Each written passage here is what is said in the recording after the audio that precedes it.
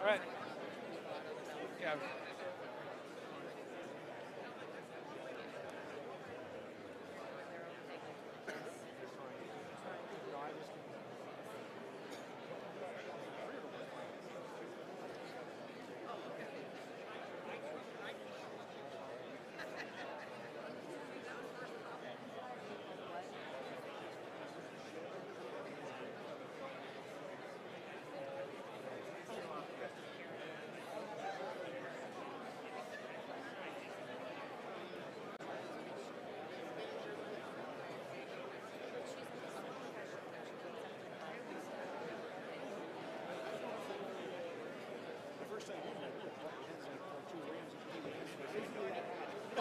What? Cheers. Oh, cheers, yes. My company. My old company.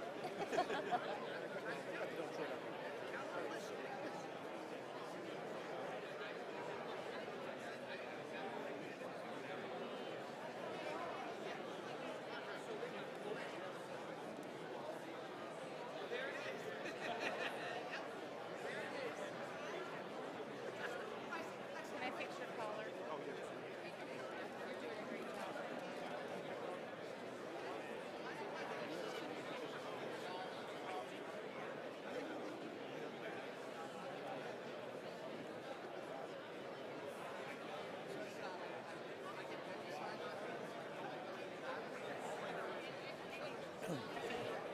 Hello, hello, hello.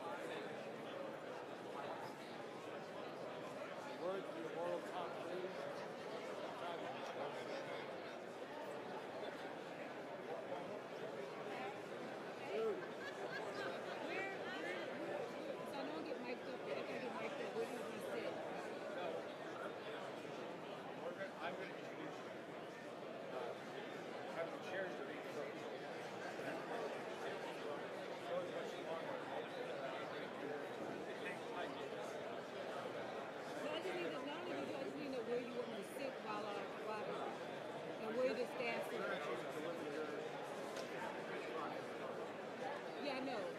Before I come up, where would you like me to be seated so you can talk? Can you make an announcement?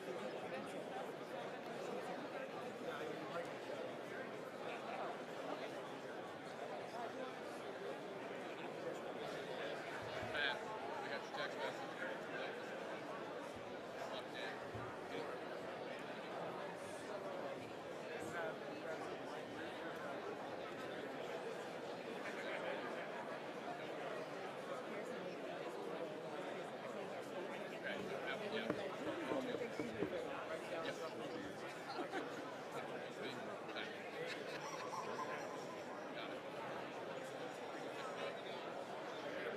I know it. Yeah, I got it. I'll get it.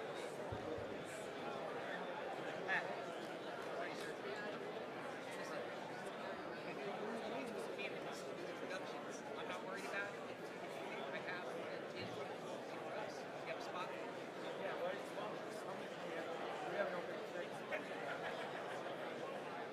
I'm going to send her Addison. I'm going to send her information about after lunch. That way when it talks to her, that we can have her be ready. I'll let her know. Thank you. It's going to be a while.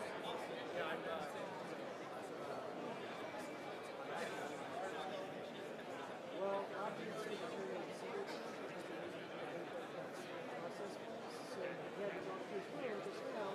You get those, but you're in the middle for the $1.15. So, you're winning. All right. I'll try it. No.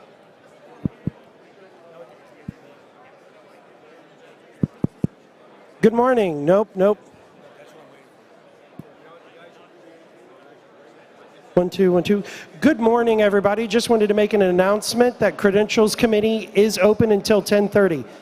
That was a false start. We're not starting yet. But the Credentials Committee booth is open until 10:30. Larry, could you seat them over in Rhode Island? Larry, could you seat Sheena? You need to like which one's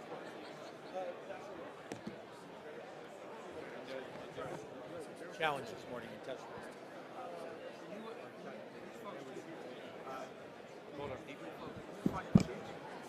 Sheena?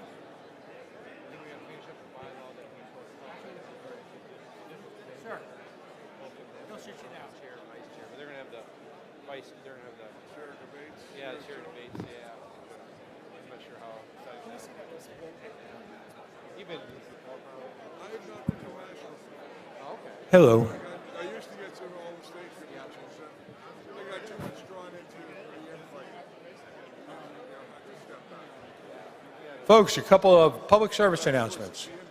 We have, if you check the agenda on your lnc2026.com, you'll see we have a number of breakout sessions. Folks who went to training this morning said it was some of the best training they'd ever had in their life.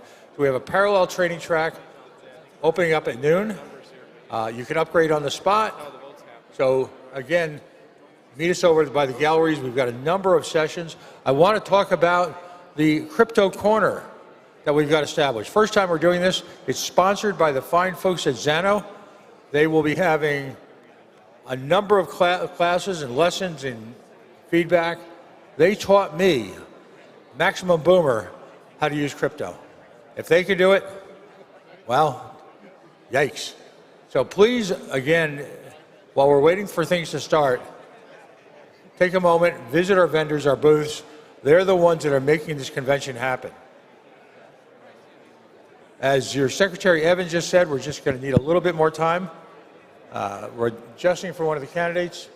A few things going on. So stay tuned. Spend some time with our vendors. We really appreciate it. And again, consider the training. Consider, in the last few days, we've had Ammon Bundy, Dr. Sheena Mead, and of course, well, Ross's mom. Provocative conversations about criminal justice. Those are the kind of conversations that are taking place right now, right here, at your Libertarian National Convention. So, actually, come on up. No, I want you to talk about your session.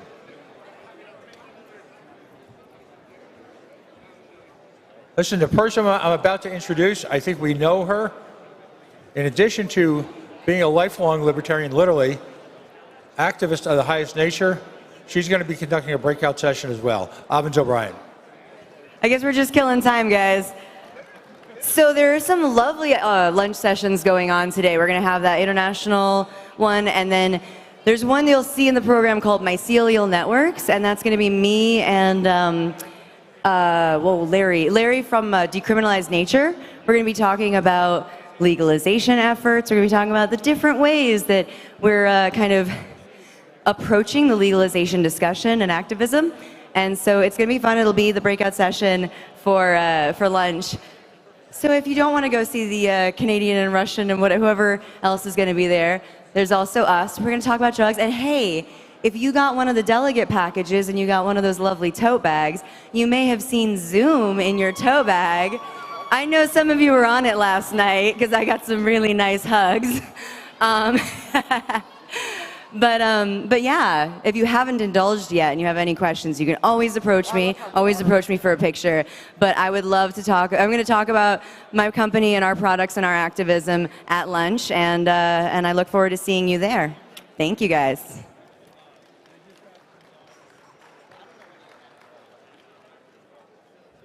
All right, so I'm reaching out to my boomer friends.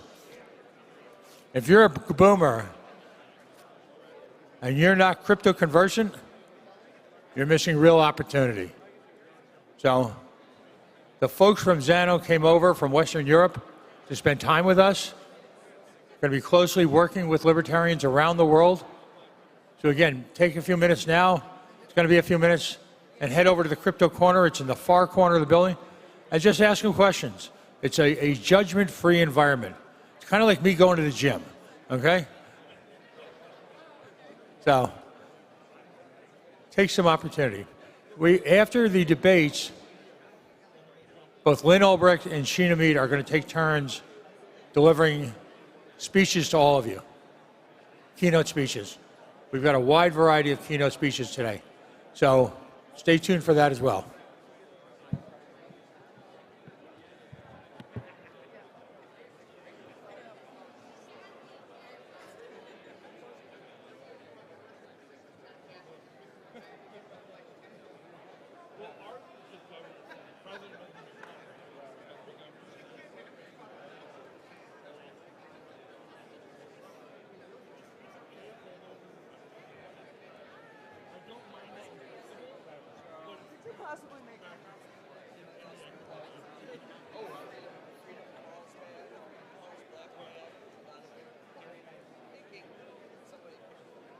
Yeah, probably. All right.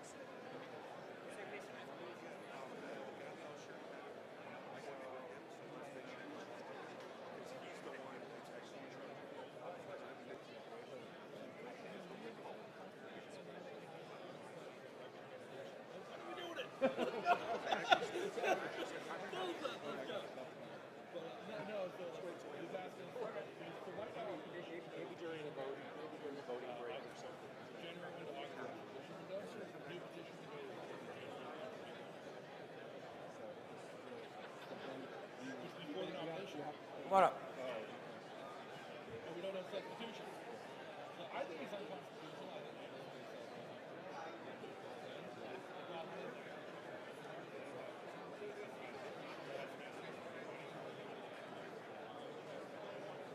Donna? Folks, I need everybody to listen up for a second. Our good friend Donna has lost her laptop. It is in one of the convention bags. Can everyone just take a moment to make sure that they've got their own convention bag and didn't accidentally pick it up? I would imagine you're worried sick about it. You're worried sick about it. So please, please, please just take a moment out of our busy lives here and see if we can find some justice for Donna, all right? Right, so if you find it, Donna, wave. Wave to the crowd. That's Donna. Please, a minute of your time. I'm sure it's here somewhere.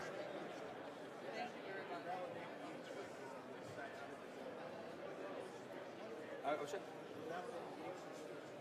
Okay. And then you go up. What's that? Everyone's flying around. So right after that's done, we start?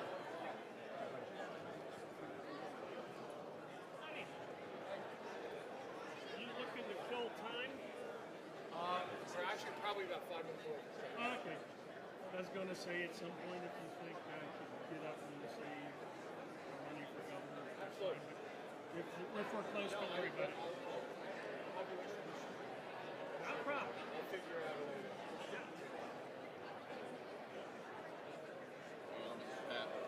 Good morning, sir. Welcome.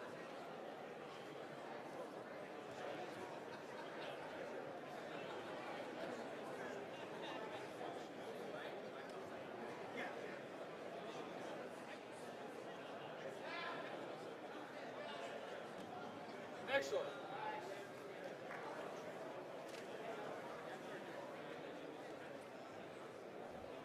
Good news, folks. Donna is one with her laptop again. Say, yay, Donna.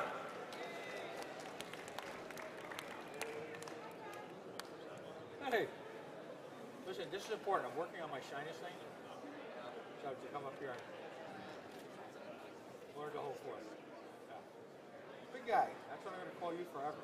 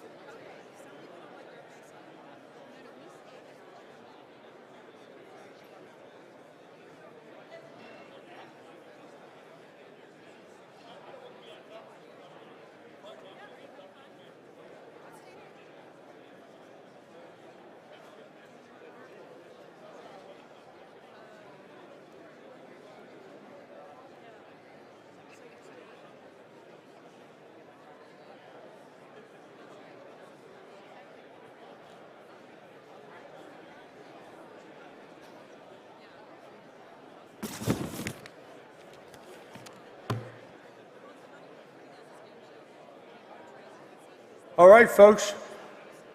We're going to ask all the candidates who've gotten certified to come to the stage, which means we're going to be starting in just a few minutes. So, involved in today's debates, James Ostrowski, Jeremy Kaufman, Stephen Phillips, Evik McMahon, and Wes Benedict, and Rob Yates. So, if those folks could come up onto the stage. More importantly, if you're out milling about, or you got a friend that's out milling about, the next half hour, hour or so is arguably going to be some of the most important conversations that we've had in recent memory as libertarians. This means everything to us. So again, Mr. Ostrowski, Mr. Kaufman, Mr. Phillips, McMahon, who's here, and Mr. Benedict. If anyone's seen Mr. Benedict, if you could have him come to the show.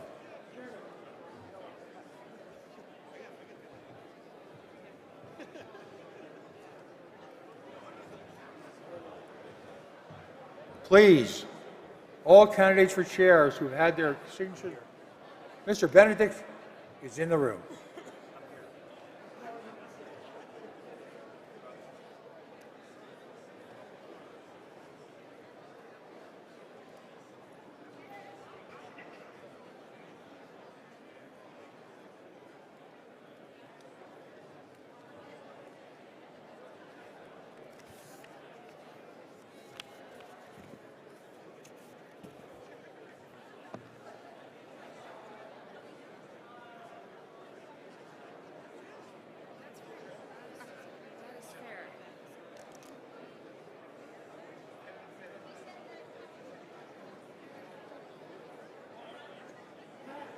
Yeah. Alvin's just did. Alvin's O'Brien. We need a photo of the whole group. You have a real photographer.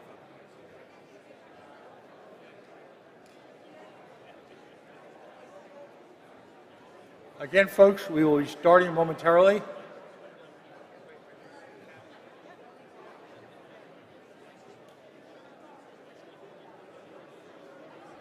I'm hoping and I'm sure that the big issues of the party are going to be discussed over the next hour or so.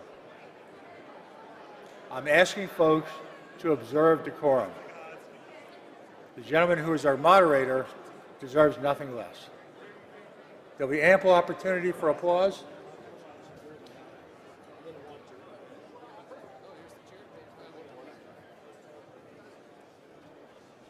Again, regardless of your feelings on the individual candidates, it's critical that they be given a chance to speak. We are a party that stands for free speech.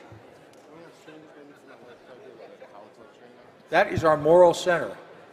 Allow each of these gentlemen the opportunity to do that. Are we ready to go? All right, folks, if I could ask folks to sit down,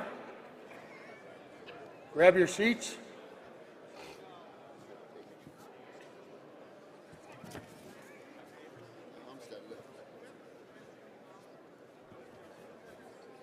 In my life, seldom have I met an individual who truly embodies, well, decorum, being a gentleman, being polite, being kind, while at the same time arguably possessing one of the great minds of the libertarian movement. Dr. James Lark is a professor at the School of Engineering and Applied Science at the University of Virginia. He is a former L&C chair, and he is a member of the Libertarian Party Hall of Liberty. His vision has helped us become the strong party that we are. His decorum has helped us also out through some of the most difficult times in the party's history. I bring to you Dr. James Lark. He will be moderating tonight's debate. Thank you.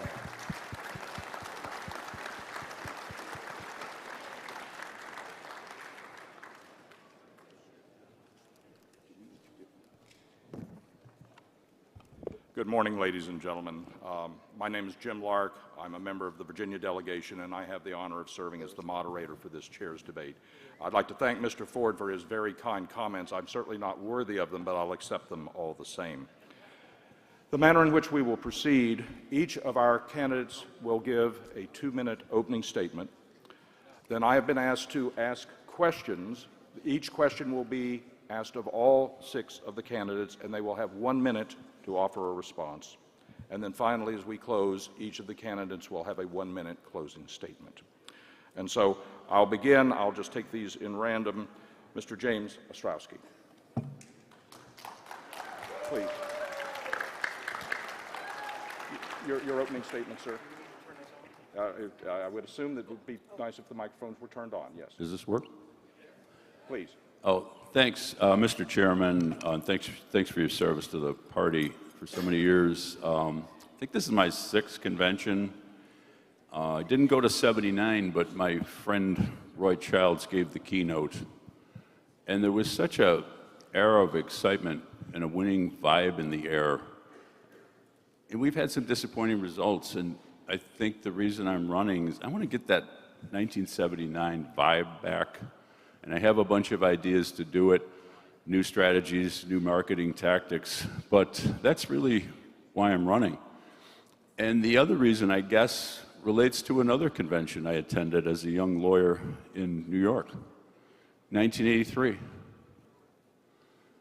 There was a big split in the party in 1983. And you know what? We've never recovered from it. So the other thing I want to do, I want to unify this party, stop fighting each other, so we can fight the bad guys, because the country is in trouble.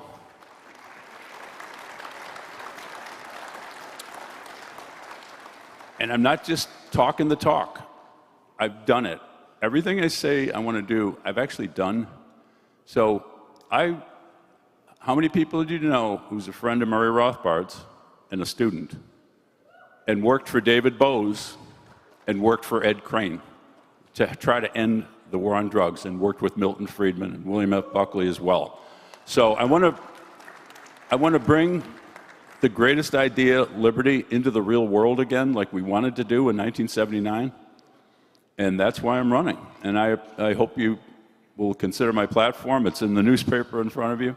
So thank you very much. And I want to thank my fellow candidates, all wonderful gentlemen. We've become quite friendly, and they're all great libertarians. Thank you. Thank you.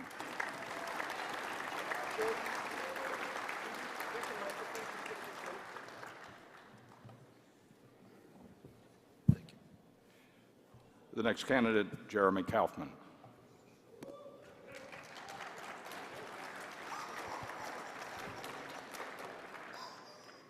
I'm running for chair because I care deeply about libertarianism.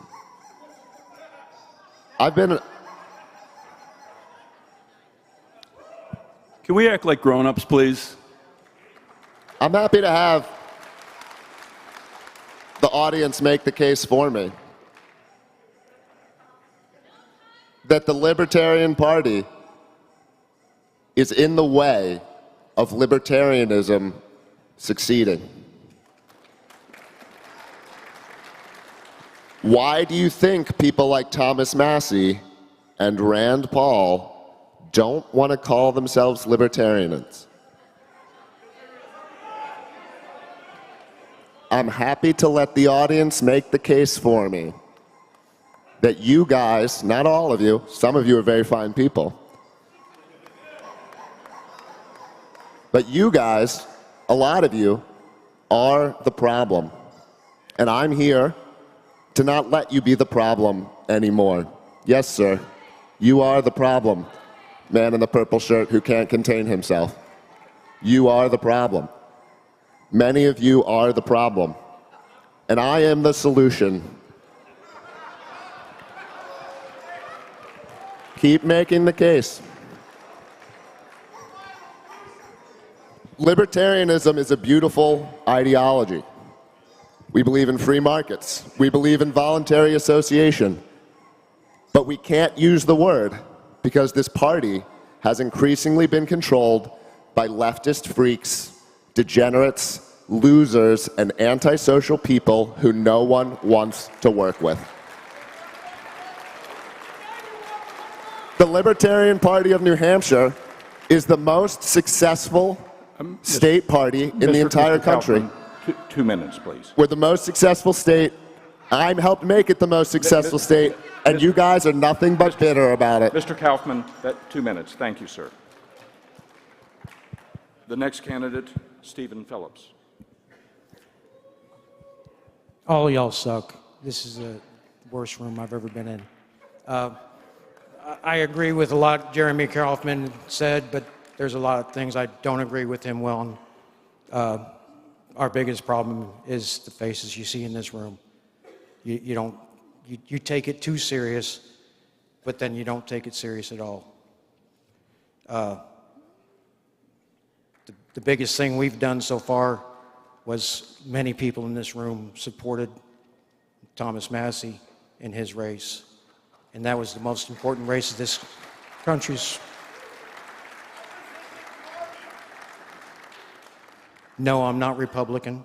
A lot of people in this room have called me Republican. I'm not. I am Libertarian. I'm tired of having to bounce around people that come dressed as retarded as they absolutely can, just to look nice. Exactly. I can use that word.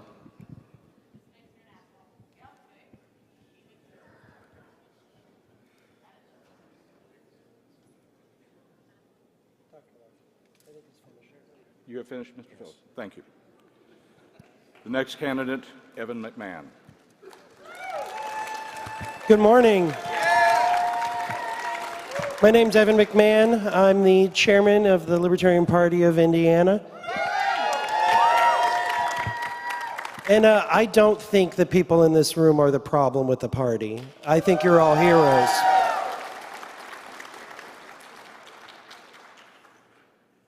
I became chair of Indiana in 2021, and in a very short time, we doubled our fundraising, we grew our membership. We went from 13th in national membership to number 7th in national membership. We're number 1 in membership per capita, thank you. My focus is on growing our membership. Some of you may have heard that we have, if you read the reports that come out from staff once a month, which I'm sorry, it's really boring, but we only have 9,000 national members right now. But that's actually not true. We only have 6,000 active dues-paying members. The other members are lifetime members that haven't been active in a while. In 2000, we had 33,000 active members, and we were bringing in $3.3 million a year. Right now, we're bringing in less than $1 million. We can't compete if we don't have members. Members are the driving force of this party. You need members to have candidates. You need members to go out and phone bank and knock on doors and plant yard signs, to show up at rallies, to show up at the State House, to have people on your county committees, to have people working on your state affiliate board. Membership is the silver bullet. We have to have the numbers, we have to have the people, and I believe that within the next 2 years, we can have an army of over 66,000 dues-paid members of this party for our presidential candidate to go out and do the groundwork, and thus raising up our down-ballot tickets. Right now, there are 730,000 registered libertarians across the country. We need to get them engaged in the party. Mr. McMahon. Thank you. Thank you.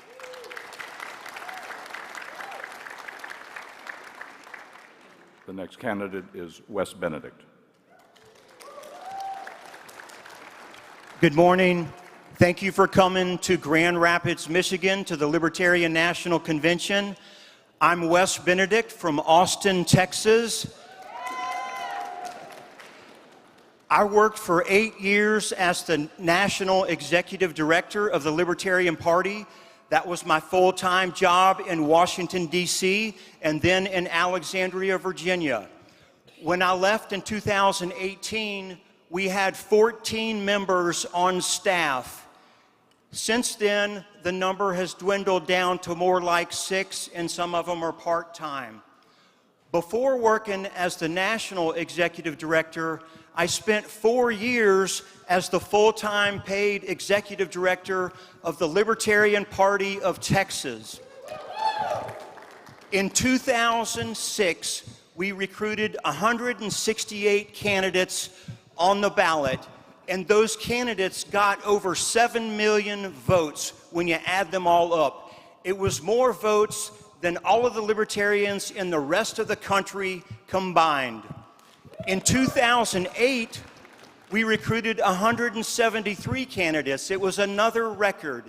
We had 100 candidates, libertarian candidates, on the ballot for state representative. That was more than the Democrats ran. I think the reason I was able to do a good job on national staff is because I had served at the state level and served for 4 years, and I knew the challenges that the volunteers and the county chairs and the candidates have to go through. When I recruited candidates, I usually had to twist their arms a little bit, but I always told them, yes, we need you to run. No, no one else will do it. If you do it, I will help you fill out your paperwork and submit your campaign finance reports. Thank you, Mr. Beck. Thank you. Thank you. The next candidate is Rob Yates. What's up, y'all? Good morning.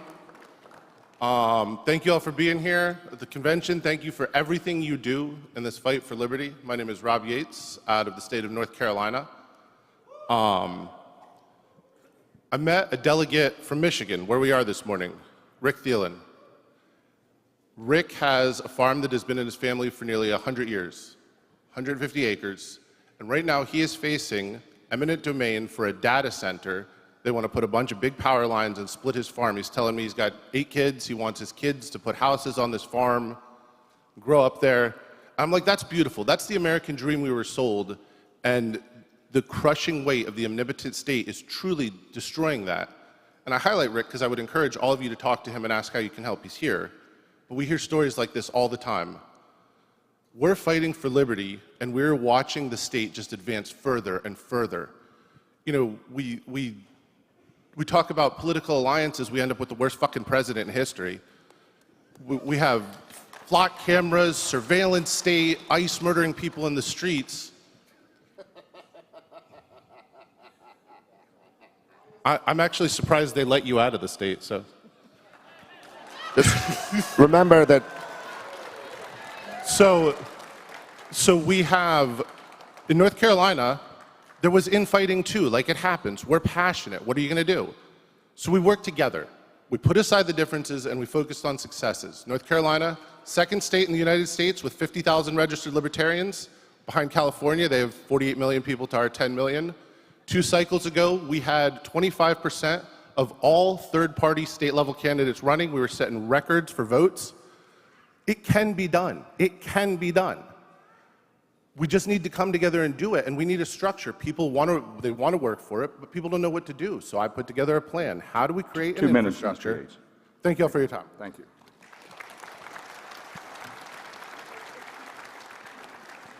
Again, I shall now pose questions to each of the candidates. They'll have 1 minute for response. We'll begin with Mr. Phillips. Mr. Phillips, I'm a professor of systems engineering at the University of Virginia, and we always talk about metrics. How would we measure success of a chair? How should we look at your administration 2 years from now if you serve as the LNC chair? Does that mean? I couldn't hear him. Yeah, if you can turn up the speaker back here, I can't even hear you down here. I'm sorry, I'll repeat the question, sir. How would we measure success of a Libertarian Party chair? What should we look at in evaluating your administration 2 years hence if you're elected as the LNC chair? First of all, we need to focus more on the smaller city councils, school boards. Most of the people that we've ran for Congress, Senate, President, they would be great mayors. They would be great city council meeting members, not president, not senator.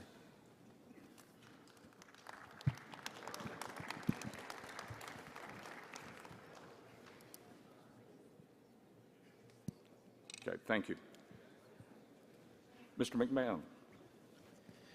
So I think the way that you measure the success of a chair is, what did they accomplish? Did they grow the membership? Did they raise money? On a less statistical or analytical way is, do the affiliate chairs feel like they were being supported? Did they get the resources that they need? Were they dictated to?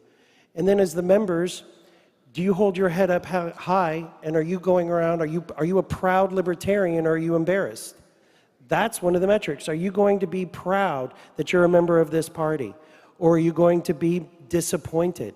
That's the metric. 50 state ballot access. Did we achieve 50 state ballot access again?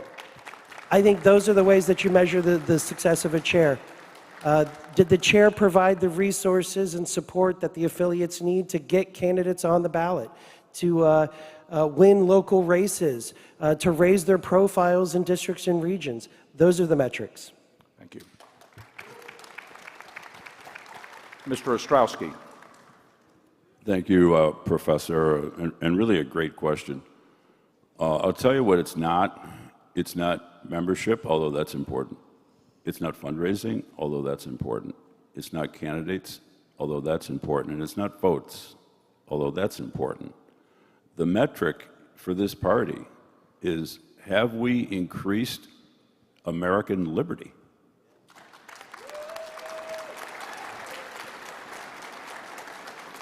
And if you drill down into my platform, although politics is rigged, and I'm not saying don't do politics, we have to do it differently, better, and smarter. But there's another thing called direct citizen action, which I guarantee you, if we do it, it will increase liberty because, for example, when you move from California to New Hampshire, you have increased your liberty, and you slightly increased the overall liberty in society. So I have a plan to make that happen, but along the lines of conventional politics, I'll give you one specific. Mr. Jeremy Todd is going to get a record vote for Congress from Kentucky. Thank you. You're predicting 4%, huh? Mr. Benedict. Thank you. I mailed some stuff to everybody, and I put a bunch of these flyers out. From 2010 to 2014, Libertarians racked up 109 million votes. We ran 6,253 candidates. 535 of them were winners. 8.5% of our candidates won. The average vote for Libertarians was 13.25%. The Libertarian Party is the strongest third party by far. Certainly, I want us to grow bigger and challenge the two major parties. We do that by running more candidates, by getting more folks elected, by getting higher vote percentages. We also have to do better at fundraising and membership recruitment.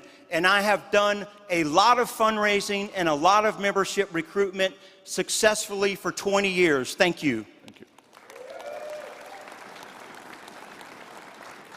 Mr. Yates. So I actually agree with Jim. The ultimate measure of success is the advancement of American liberty, without question. But the party exists as the political wing of the liberty movement, and we do need some metrics to track ourselves for success on that. I think we need to see defined growth in percentage of membership, fundraising. I'd like to see us bring in $100,000 a year by the end of my term, and we need to start seeing some real electoral success. We need to start taking over town councils, and then moving up, we need to start winning state houses and eventually federal races. Thank you. I have a quick question of all the candidates here. Excuse me, that's not the format, please. All right. Mr. Kaufman. I'll give you a metric. The Libertarian Party, keep making the case. The Libertarian Party has existed for 55 years. Here's the total number of competitive races that is facing a major party candidate. It's one for statewide or federal office in the entirety of its 55 years. 0. Not a single one in 55 years.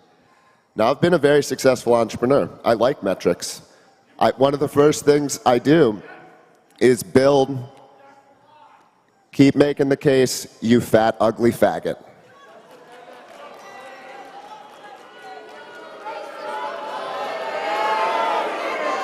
Keep making the case. Keep making the case. I assume I will be given extra time since it's not possible for me to speak, moderator. Thank you.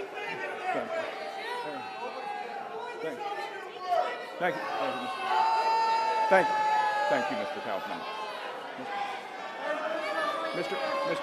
Mr. Kaufman, thank you. I did not get to give an answer. I can't speak when the audience is... You have to hold decorum here, sir. I can't speak. This is ridiculous. I'm sorry. This is a sham. No, this is a sham. This is a sham, sir. This is ridiculous. You have to get the audience in control, sir. I was not given a chance to give an answer. Mr. Kaufman, please sit down. No, you need to get the audience under control. You need to get these people under control. Keep making the case. Would you please? Thank you, Mr. Kaufman.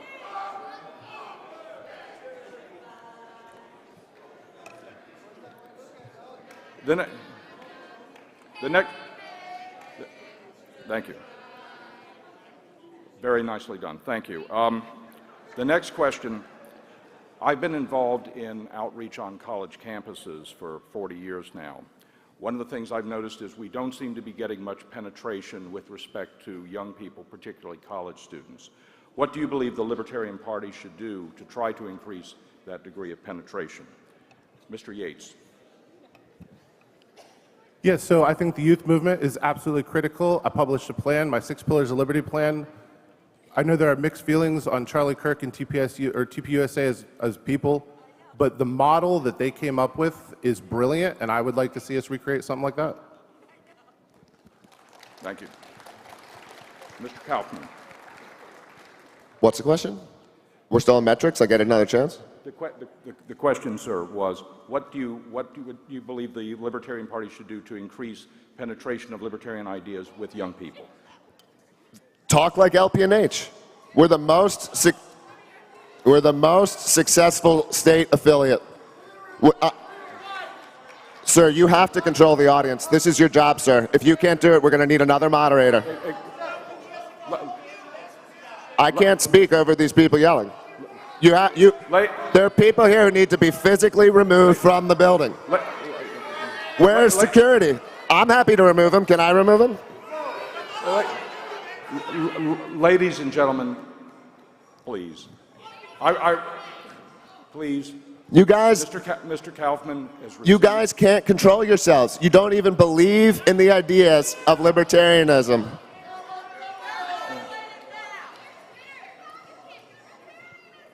When I took over LPNH social media, well, actually, I started as a lowly comms intern, and we had 3,000 followers. I grew that account to over 100,000 followers. It is predominantly followed by young men under 35 years old who reply to us all the time and say, I wish libertarians were more like LPNH. I wish libertarians were more like the Free Staters in New Hampshire. Okay, the path to success is there. You say you believe in metrics? Look at them. What we do works. And it makes you so angry because you're losers. Thank you, Mr. Kaufman.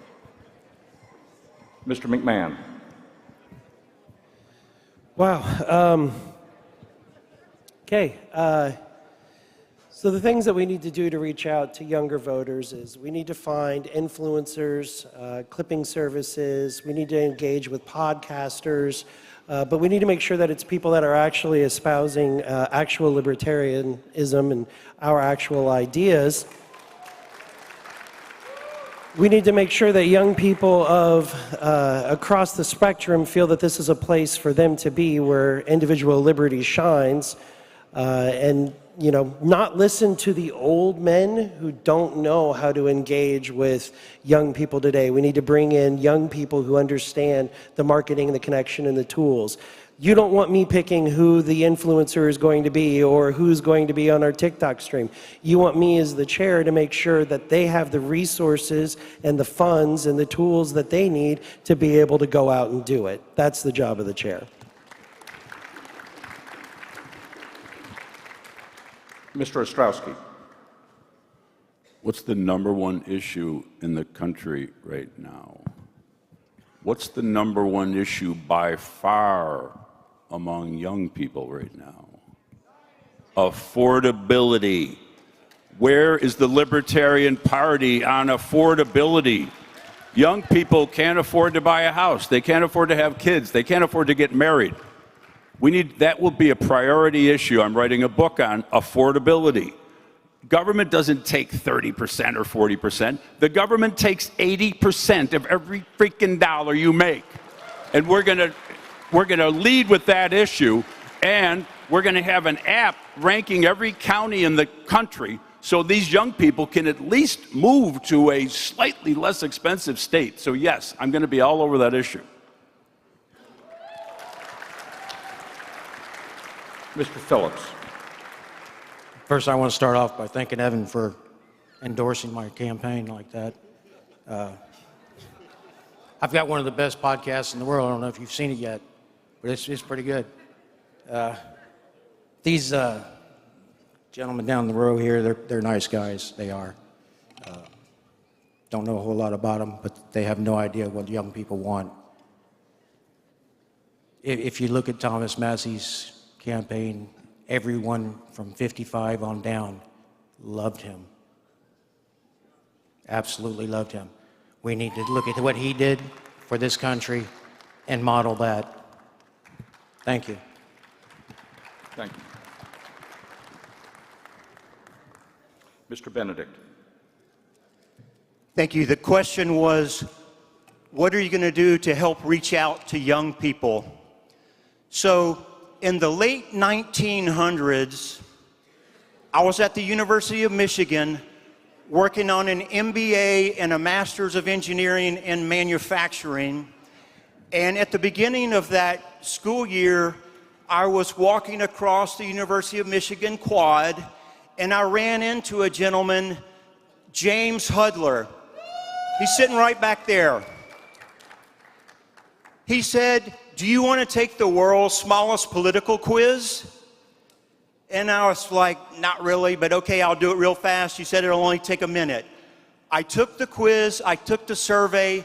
I didn't score perfectly libertarian, but I came quite close, and I got interested in what is the Libertarian Party based on that one man being out there doing a booth on campus. So I've been a big fan of the world's smallest political quiz and showing up and reaching out on campuses ever since then. That's one thing I would do to help get more young folks into the party. The same thing that worked for me. Thank you.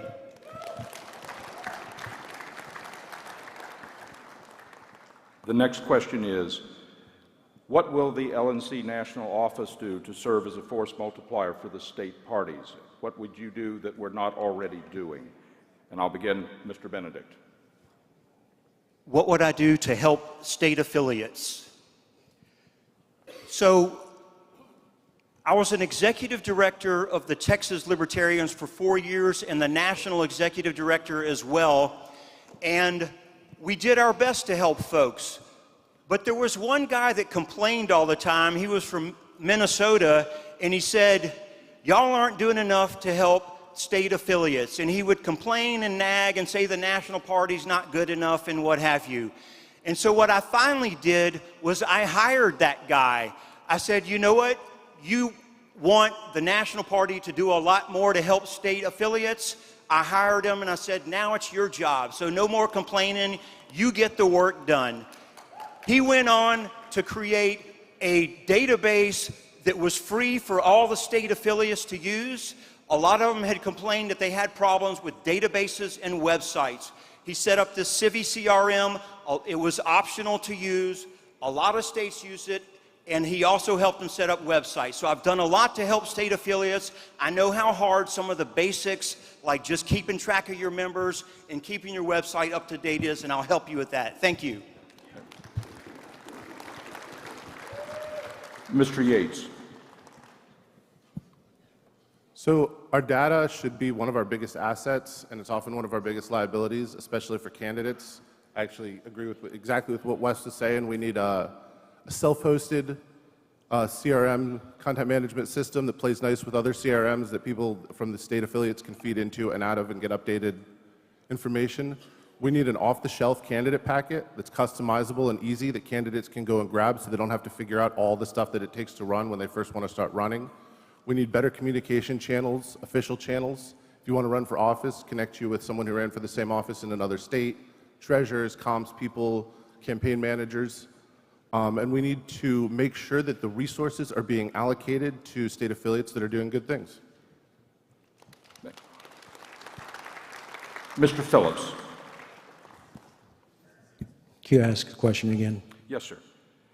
What will the LNC do under your direction to help support the efforts of the state parties? State parties need to be able to do what they want to without members from other states trying to dictate what they do. Thank you. Thank you. Mr. Kaufman. The most important thing that the LNC needs to do is get out of the way. The amount of successful states, relatively speaking, because let's be honest, there's not a single successful state, but the amount of states who are having more success than others who simply get attacked by the National Committee. The National Committee has become this place for theater kids to play tug of war over the party. And in the words of the great Free Stater, Travis Corcoran, we need a final solution for theater kids in politics. So I'm going to end it. We're going to end it. It's going to be over. Thank you. Mr. Ostrowski. Thank you.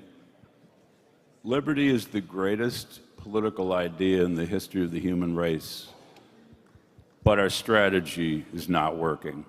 Our marketing is not working.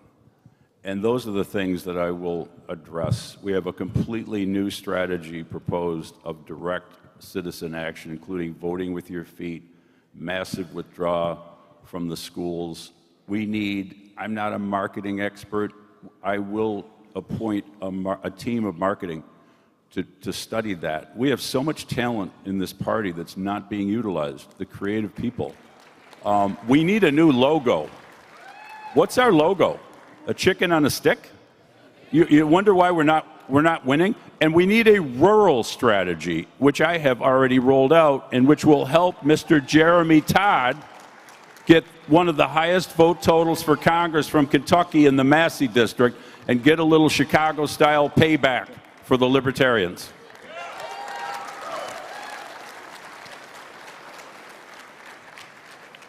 Mr. McMahon. So I think the first thing that the LNC and the staff in the office can do to support our affiliates is actually supporting the delegate's nominee for president. Not entering into fundraising agreements with not our nominee and not endorsing candidates from other parties. I think that would be a solid place to start. Other than that, I think we need to have a round table of state chairs to coordinate with each other to find best practices and solutions, helping our state affiliates help themselves.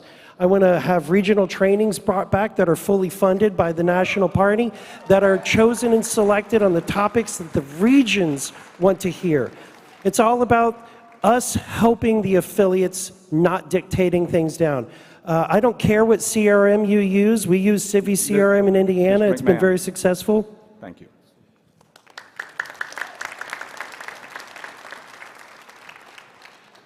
The next question is, how can the LP work with movement organizations to promote the LP, recognizing that many of our movement organizations have restrictions concerning any sort of involvement with political parties? What can we do to leverage better the movement organizations to help the Libertarian Party?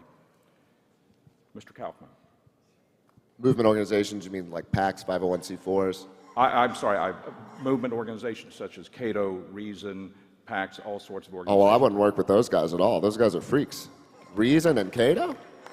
I don't know. They're not very popular in New Hampshire, so I would stay away from those types of people. Right? Those are the types of people who took the knee for George Floyd and haven't said anything about Dalton Etherly, who's in jail right now for using his First Amendment rights and was violently assaulted. You guys are left, this entire party exists within a left-wing frame. And I'm going to end it. So I'll say one more thing. You might have a candidate on stage that you like more than me, and that's fine. But if you don't get your candidate, there's one candidate who is guaranteed to stop the other candidates from doing what you don't want. Because you're going to get nothing from me. I promise you nothing. And I'll deliver.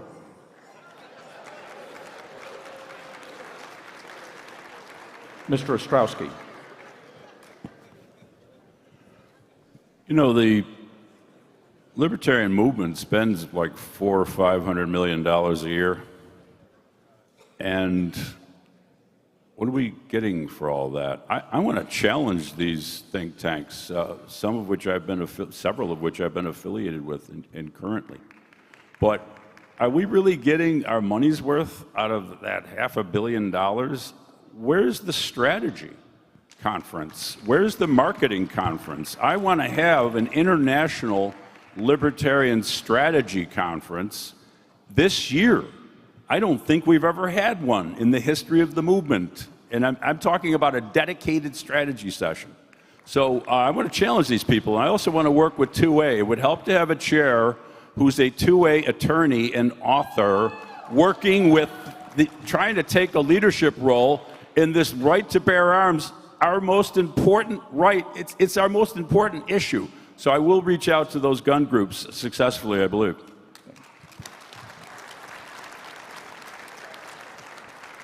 Mr. Benedict. So working with other organizations, when you're a Libertarian Party candidate, you've got enough on your plate to go knocking on doors, fill out campaign finance reports, organize volunteers, and go door to door. You don't have time to do a whole lot of complicated research on issues, but that's where we can rely on the publications from organizations like Reason or Cato or Marijuana Policy Project or what have you. They do research and publish it. As a Libertarian candidate, we can rely on that as the backup and the foundation for our campaigns and our policies.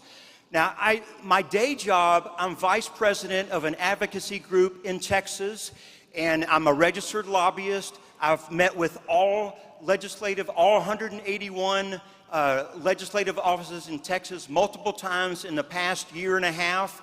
I worked with all the major advocacy organizations in Texas, and we got 4 bills passed that reduce zoning to make free market solutions work. Thank you. Thank you.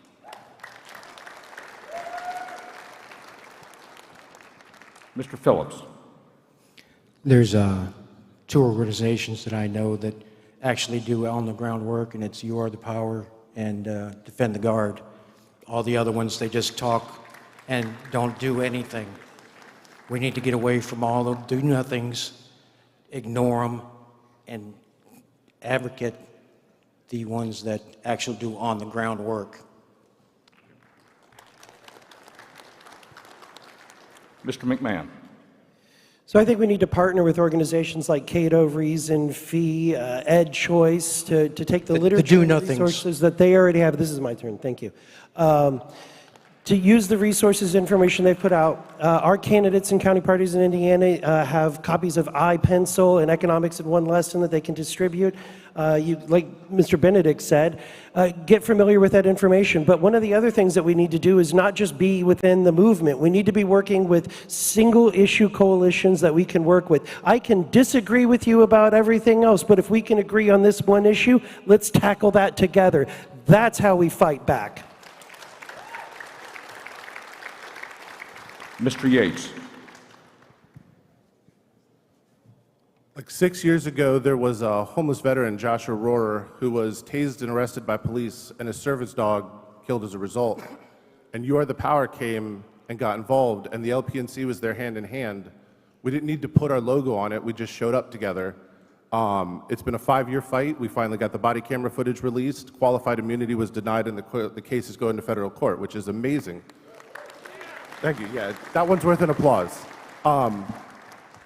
The LNC should not be an activist organization. We'd be spread too thin, but we need to find groups where we can get our people training and working in these groups, getting the experience, and moving liberty forward.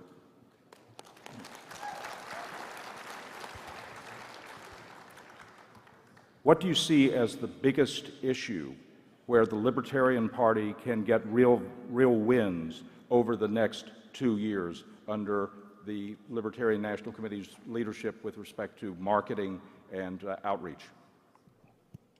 And we'll begin, Mr. Yates.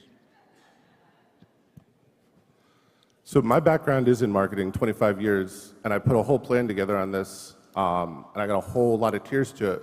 But I'll tell you, it's to the point where it's not where we can get the biggest win, it's where we need to, and it's the surveillance state. We got flock cameras going up everywhere, Palantir and ICE getting contracts with Ring cameras, they're tracking your every move. The Senate wouldn't take up the last reconciliation bill because it wouldn't eliminate CBDCs. They want control from the top down, and that's the hill we have to die on. Mr. McMahon. I agree. I think it's the surveillance state. With flock cameras, with Palantir partnering together, our government agencies are violating our Fourth Amendment rights by buying the data from other corporations. It's something that everybody's talking about, and you hear across the country that counties are finally rejecting these contracts. The problem is just because those contracts end with Flock doesn't mean the cameras go away and the data doesn't go away. It just means that you're not paying for it as a taxpayer. And I think that that's going to be a major issue and something that we need to tackle head on. Mr. Benedict. So libertarians, we're the party of smaller government or no government. That's not what Republicans and Democrats are delivering. People are more disgusted with the Republican leadership and the president and the former Democratic leadership and president than ever before. There's a great opportunity for libertarians. The country and the world needs the policies that libertarians offer. We are for freedom on every issue. Lower taxes, smaller government, mind our own business, stay out of foreign wars, freedom on every issue. Thank you.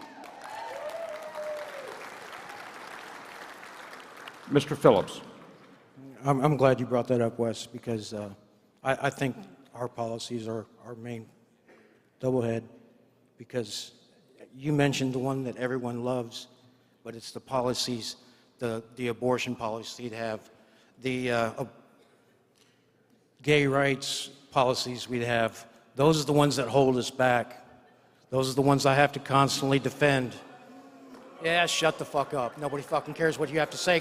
If you wanted to be up here, you should have been up here. That's all I got to say. Thank you. Mr. Kaufman. Well, first, I'll remind the audience that Palantir will be processing all of this footage. And Peter Thiel and I will sit down personally and be reviewing you and whether you're fit for New Hampshire. That's right. That's all getting recorded, and we're going to look at that later. I've been more successful at growing something from nothing or very small to something very large. More successful at that than anyone on this stage, not just with LPNH, but with multiple businesses. Do you know how many women I've heard say that who then fucked me?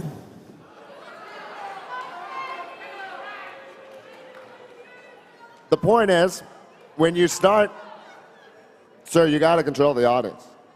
These people have to be.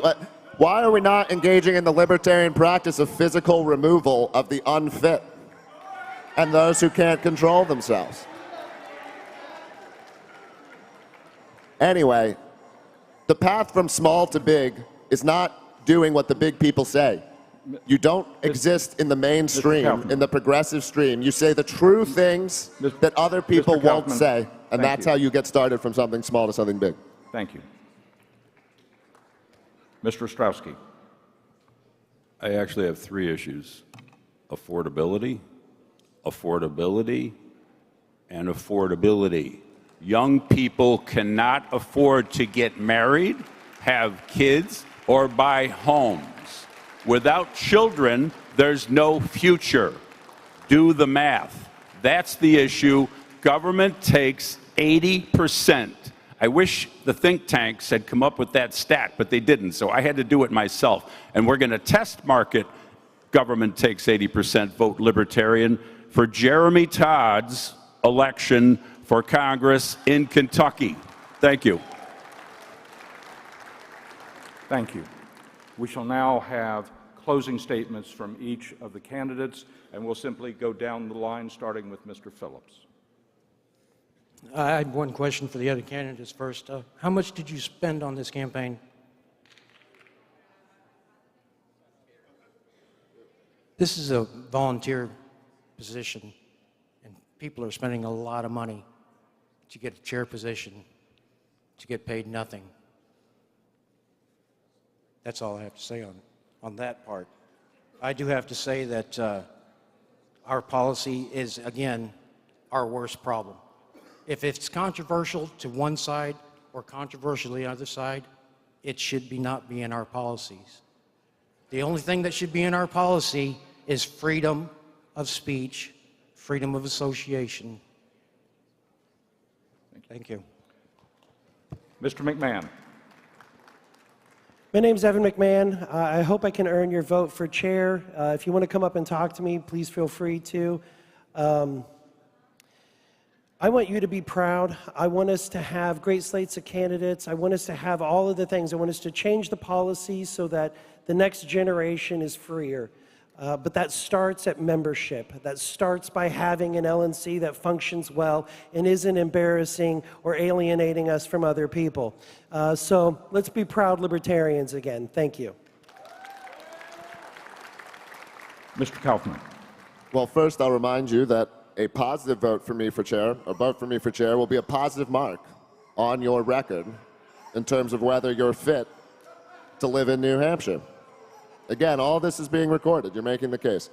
So, the Libertarian Party has done nothing but fail. The Libertarian Party has done nothing but stand in the way of the libertarian movement.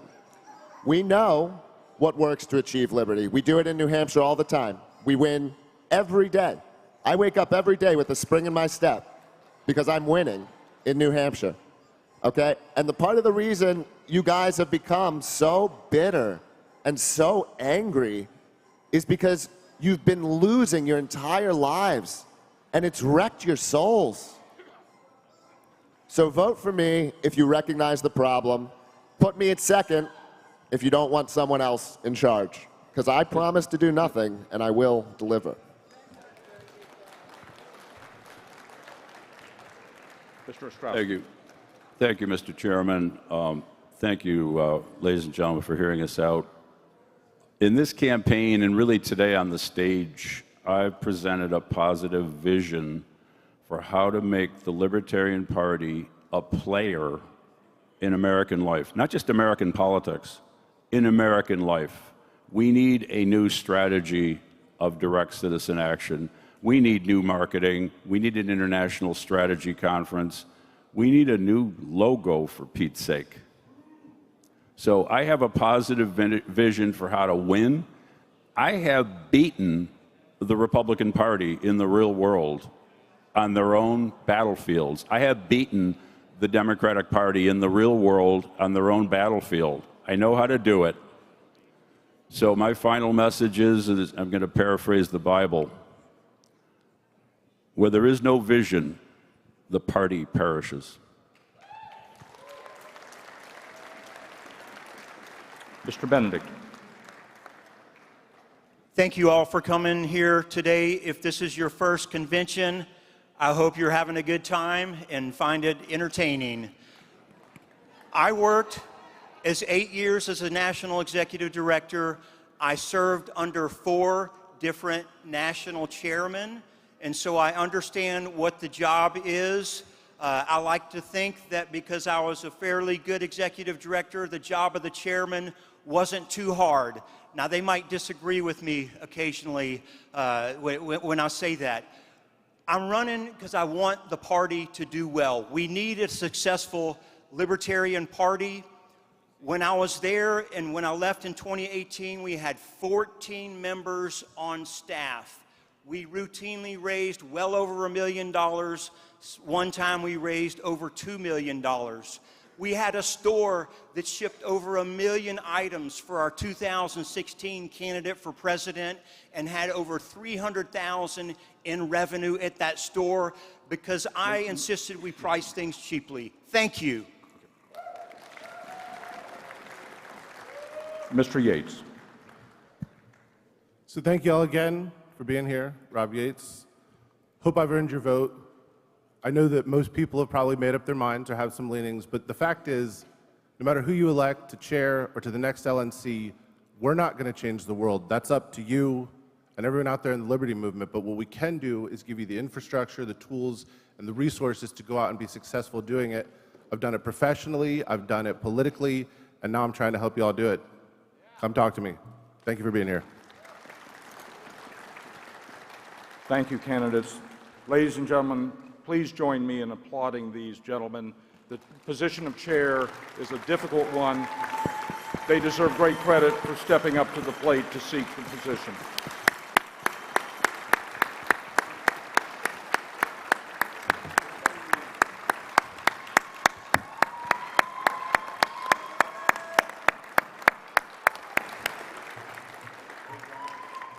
Thank you.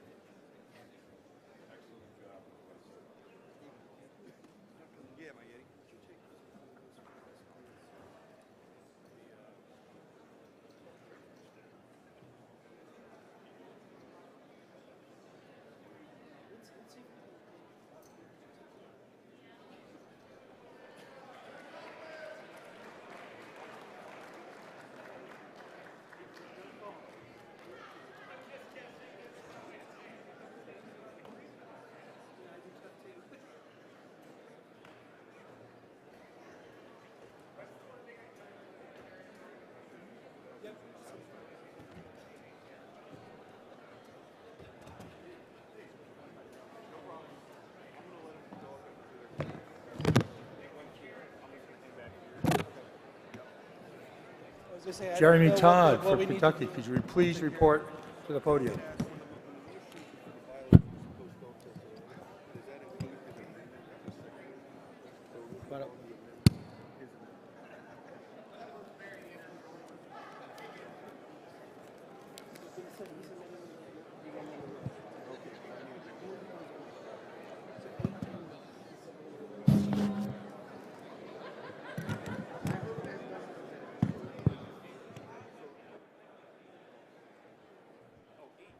Folks, we're going to go right to a speaker. If you could hang on just for about a couple minutes.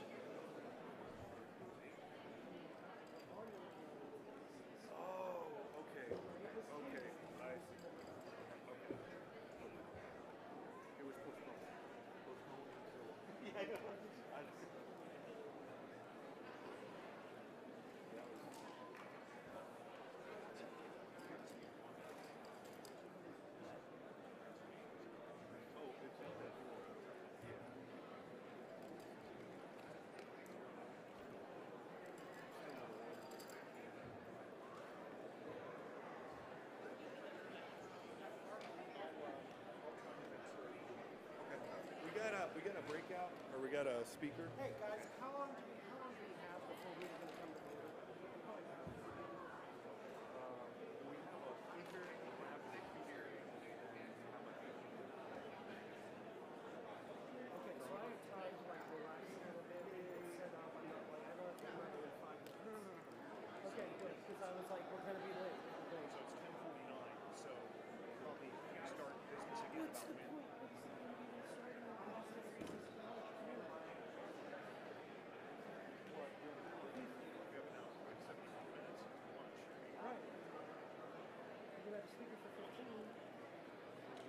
waiting here now, and the credentials, they're just gonna fucking come in and recess. We're here, we're wondering. We have a speaker. It's like 20, 30 Again. minutes, 25 minutes. Yeah, you probably.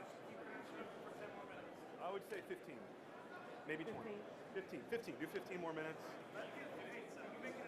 Of what? Okay, ladies and gentlemen, credentials is going to be open for another 15 minutes. We have a speaker coming up, and then we're going to gavel in.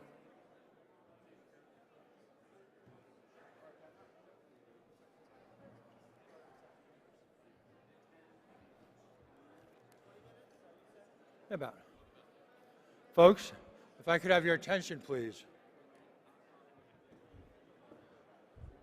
Folks, have a seat. We've got an honored guest.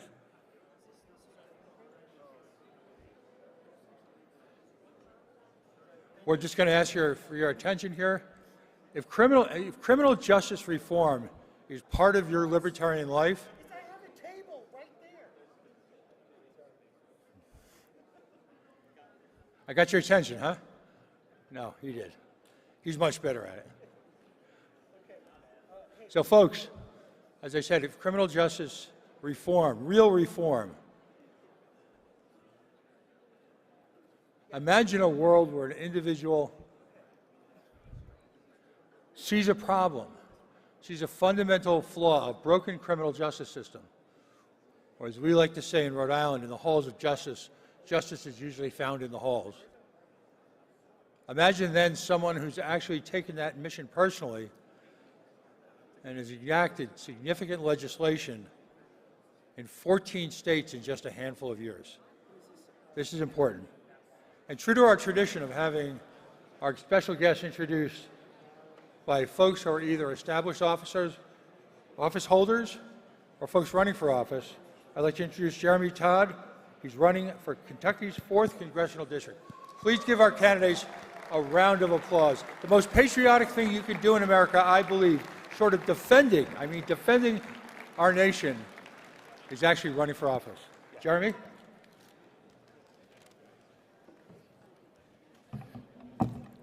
Thank you, Pat. Good morning. Like Pat said, my name is Jeremy Todd. I am running for the Congressional District in Kentucky's 4th. Thank you. You may be familiar with it. About me, I'm just a guy. I'm a son, a husband, a dad, a Christian. I work a 9 to 5 every single day. But like a lot of you and tens of thousands of Kentuckians right now, we are pissed, okay? Tuesday was a tipping point in American history.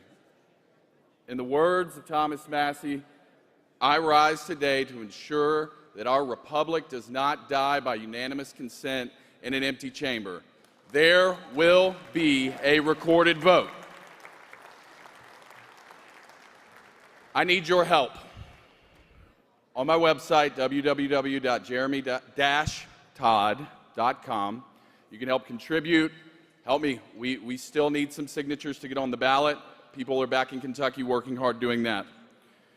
I've been asked, why am I willing to do this? It's my son. He's still small. But in a few years, he's going to hear about what happened in 2026. And he's going to ask me, didn't we live here? Weren't we here? What did we do in that moment? And the only acceptable response to my son will be everything that we could. I can't possibly think of a better embodiment of that spirit than Lynn Ulbert. Lynn is a prominent criminal justice reform advocate and the founder of Free Ross, which sought clemency for her son. What's that? Oh, I'm introducing Sheena? Oh, I don't know about Sheena. I'm sorry. Sheena. What's... I'm so sorry. Well, a little mix up there. Sheena is going to be amazing, and I'm going to let Sheena introduce herself. So, Sheena, come on up.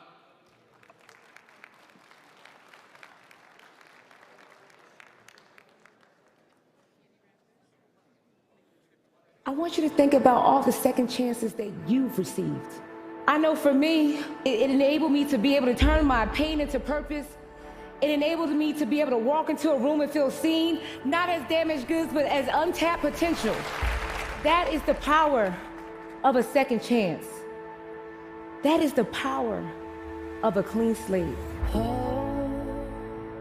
It was in 2004. It was right after the hurricane had hit Florida, back to back, and I was living paycheck to paycheck. I had 4 kids at the time. I was a single mom. Wrote the check for a little bit over the amount, and it got returned to the bank. And 2 months later, I had 2 cops knocking at my door. That arrest and that conviction, it remained on my record. And at that moment, I realized that my true sentence had just begun, because you know what? I was no longer allowed to volunteer at my children's school. I could no longer rent where I want to rent, because it is legal for landlords to discriminate against a person with a record. I even faced barriers trying to go to college. And I just want to kind of tell you, like, those things did not hold me back. Those denials did not determine my destiny. Because I am the proud CEO of the Clean Slate Initiative. We're on a pathway to make automatic record clearance a reality. That's millions of people who no longer have to walk around with stigma and shame attached to their name. Clean Slate confronts injustice head on, affirming a simple truth. Real safety and opportunity come from dignity, inclusion, and second chances. Yesterday, and I brought this pen with me, the governor has signed the bill, and with a stroke of a pen, we saw 2.3 million people lives change. Access to housing, access to jobs, barriers removed, opportunities unlocked. Today we're celebrating just not a moment, but a milestone. More than 150,000 people now had their arrest and conviction records erased through Connecticut's Clean Slate law. Those are our neighbors, parents, workers, and community members who now have a real chance to move forward, and that's powerful. Clean Slate is a generational movement. And with over 2 million people in Illinois impacted, this law will ripple across families and communities for generations. So I speak to all the employers today, to all the colleges and universities, and to landlords of Michigan. We have removed the red tape for the people who are eligible to get their record cleared, who have paid their debt to society and remain crime-free. And we're asking you to welcome them back into their arms. I'm still working and not stopping until we get all 50 states on a pathway for record clearance, and that's including Florida. And I want to tell y'all to stay encouraged, keep advocating, keep making sure that your voices are heard at the Capitol, even when you go back. Make those phone calls. We're working with partners. We're bridging gaps, bridging grass tops to grassroots. That's why it's so important for me to lead this type of work. That's why it's so important for me to talk to people, no matter what side of the aisle they're in. I always say I go from the trap house to the White House to talk to people about this issue, because it's important. It's people over politics. Continue to plant seeds. Do not get discouraged. You are planting seeds that will root, and you will see the manifestation and the harvest of your work. I just challenge y'all to do that. For yourselves, for your community, for your kids, and for the generations ahead of us.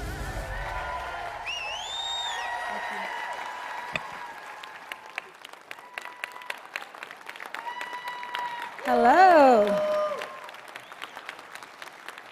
Good morning, everyone. I'm so happy y'all still came here, because I went to karaoke with y'all last night, and y'all was partying late. And y'all had me so motivated, I tried to sign up to do karaoke, but it was like 2 pages, and I had to go to bed to be fresh this morning. I really appreciate being here. My name is Sheena Mead. I love to always address the elephant in the room.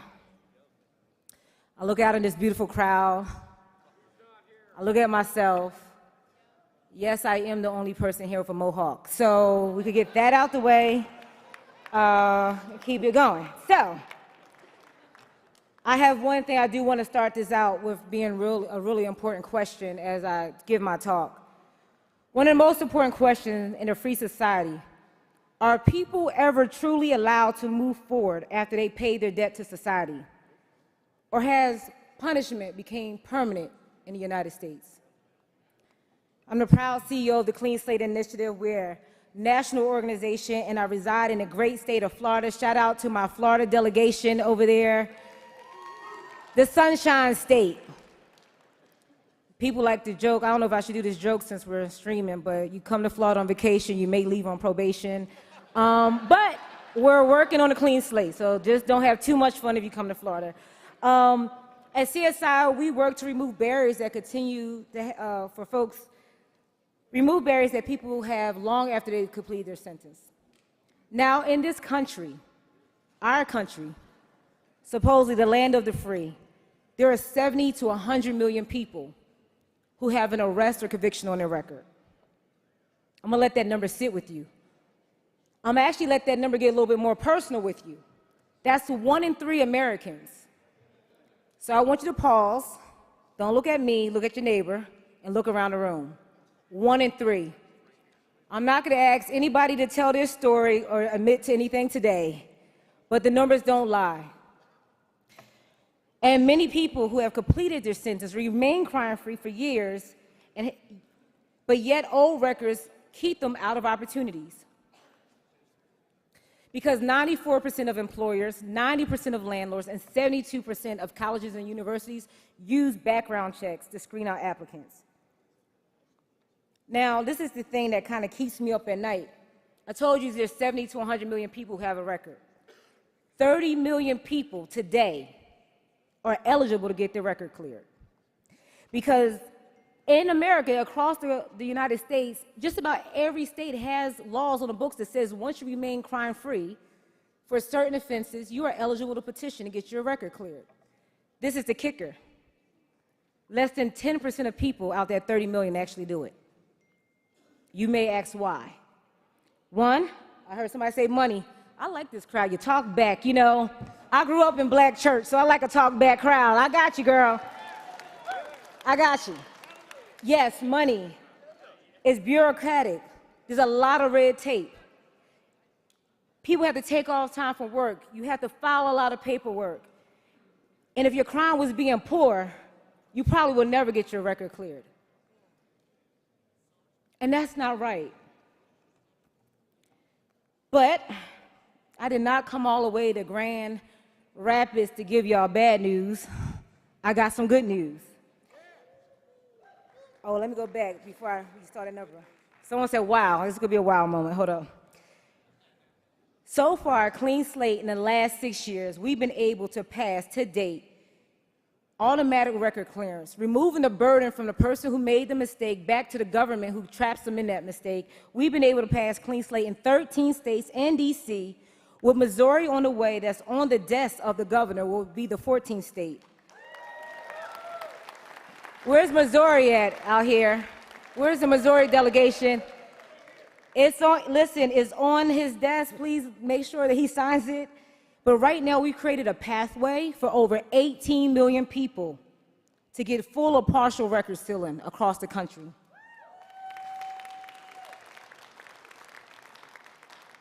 This bipartisan work has been critical. That includes lawmakers. One of our champions, Senator Rand Paul, serving as a co-sponsor of our federal Clean Slate Act, because many Americans, this issue comes down to simple principle. Punishment should not be forever. Many people in this room, amen, many people in this room have spent years advocating for limits on government, overreach, and excessive intrusion into people's lives, which I'd be remiss if I don't shout out some of the partners who helped me in Florida before I got on the Clean Slate journey.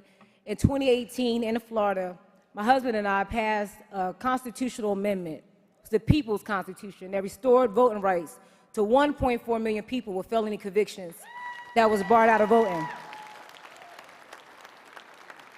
And the reason why, when Pat invited me, I was so excited to come, is because during that campaign, it was the libertarian community that stood by us and said that government should not be putting a lifetime punishment on people voting rights. And it was the Koch brothers, it was American for Prosperity. I got to meet Sarah today. She's somewhere in the room who worked on that initiative. So I'm happy that I'm here. But Clean Slate raises a similar question. Should the system continue limiting someone's future forever after they completed their sentence and remain crime-free? No. I want to just give you a short story and then maybe tell you a little bit of my story. In that video, when I was in Connecticut, I was there to celebrate with the advocates who've been pushing Clean Slate for the last few years, and it was a lady who was getting her record cleared. And she was so excited. She said after years, I think 18 years of waiting to get a second chance, she finally was able to get her record clearance. She got on the mic and started talking about her story. And she talked about how the advocate said, Miss Smith, just wait. You know, because she was trying to get a pardon. They said, just wait, clean slate is on the way. And she said, people don't understand the weight of having to wait when you have a record. And what she did not know that day is that I do know the weight of having a record. Because in 2004, living in Florida, dealing with them hurricanes back to back, you know, I was a single mom at the time, 4 kids, I was living on government housing, I was trying to get my life together, paycheck to paycheck. And I did something that we've all have done. I don't know, this room looks a little seasoned like myself, so before TAP and Bitcoin and Apple Pay, we had a thing called checks. Anybody in here remember a thing called checks? It's kind of dinosaurs, okay. Y'all look like you're a group that got your bills together, so you may haven't dealt with this situation, but I was like really broke. I was like the broke where I had enough gas in the car, but I didn't have insurance in the car. But I wrote a check so I could feed my family. I had a little knee baby that I see in the front, just like that. And I wrote the check over the amount. You remember back in the day, we write the check over the amount to get cash back?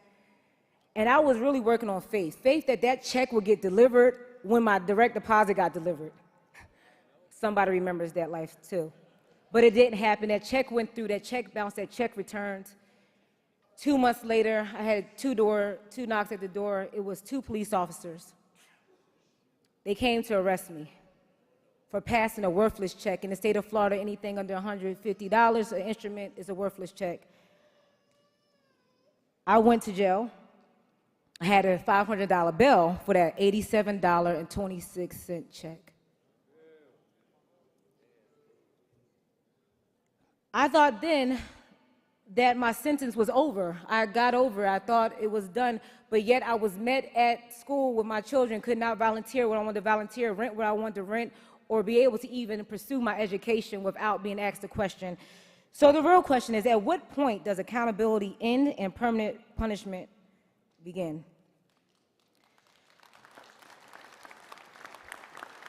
Now you may say maybe you may feel like this is a you problem, Sheena. It's not, it's a us problem. Why? We got research that we just brought out that reveals that people with an arrest or a conviction experience a combined $440 billion in annual income loss. That's $1.2 billion a day, $11,000 per second for my math whiz. Chat told me that. I didn't make that up. That's workers, entrepreneurs, economic participation, and families trying to move forward. And some of the hardest costs to measure that not only things that I talked about is missing opportunities with your children, housing instability, loss of confidence, and feeling permanently defined by your past. And public safety matters, accountability matters, but stable work and housing and an opportunity to matter too. So if we want people to successfully move forward and contribute to the communities, we have to give people a second chance. I'm going to close with this. Your story may not be my story, but each person in here has asked for a second chance one time or another in your life, whether it was from your children, whether it was from your family, even in school, your spouse, your workplace. We all want a second chance. I recently became a grandma. I call myself a glamma. Glamma. And I got a beautiful grandson named Kasai. And what I feel like this is my second chance, because when I became a young parent, I didn't get no books, so this is my second chance.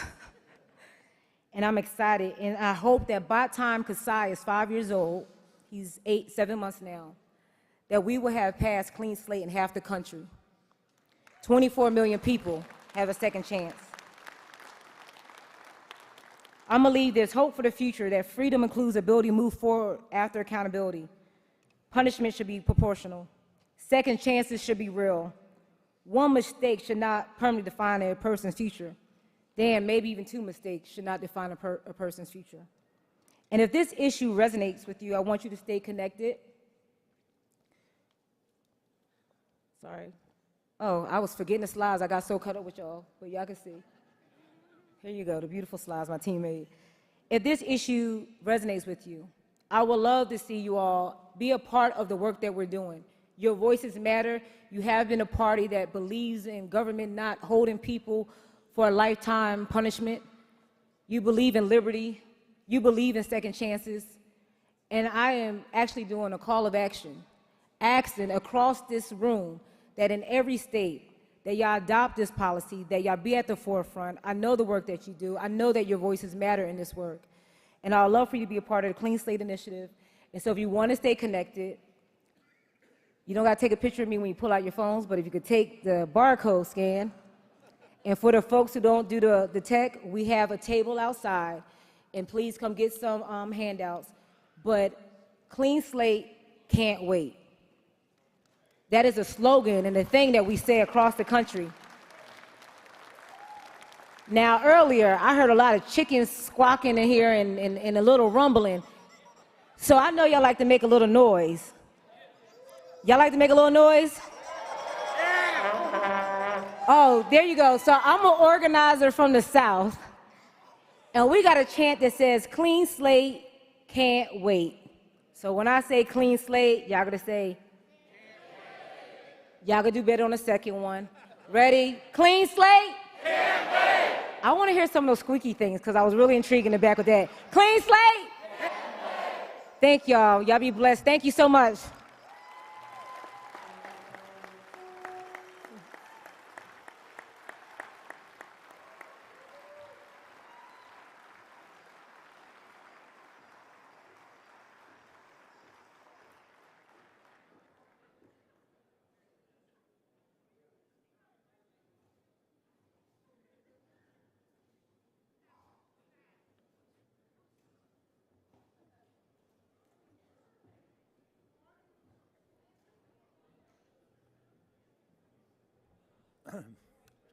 As they'll say in Vegas, our next speaker needs no introduction. There was a time, not so long ago, when there was a moment of unity in the libertarian movement. We laughed, we cheered, we cried. It was a culmination of years of effort. So introducing our next guest, and by the way, we want to firmly reestablish a tradition at conventions where candidates for office and elected officials introduce our guests. So you get a chance to meet them, to know them, and please reach out to support them. Introducing our next guest is Tanner Lopez. He is a U.S. House of Representatives candidate for Virginia's 7th District. Thank you.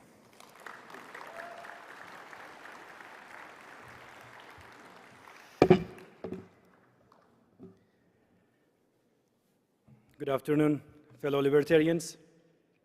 It's an honor to stand before you to introduce our next speaker. But before that, I will deliver an important message. I am Tanner Lopez, and I'm running as a libertarian candidate. And I have placed my business card on the tables with the QR code if you want to support my campaign. Now, I'm delivering this message while our republic is under occupation. And I mean every single word. Do you approve what happened to Thomas Messi? It will happen again. An Israel lobby poured millions of dollars into defeating him, and 95% of our Congress members received their money. Foreign occupation in our Congress is not a theory. Now, we want to work for America and Americans only.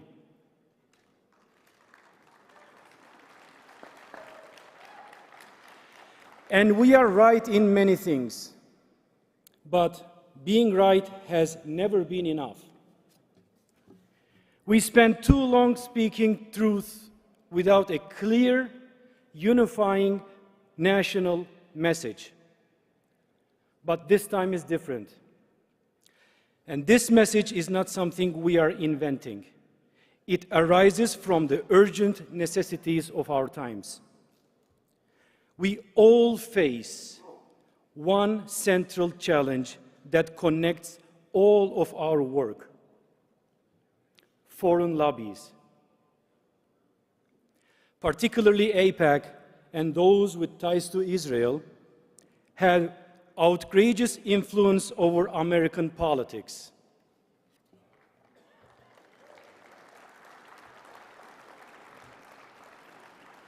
They do not merely shape our foreign policy. They touch every single issue we care about and divert our resources away from us.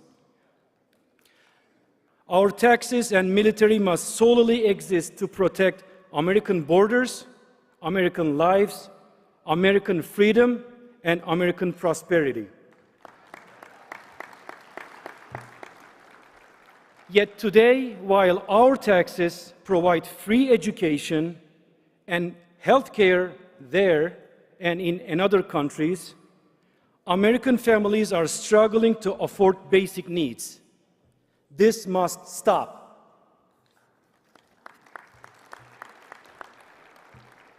This is why we launched the Re-Independence movement. It is the unifying banner that connects all our local effort into one clear national purpose. We must stand together as the only unbought independent party and fulfill our duty to liberate our nation from the chains of undue foreign control and influence.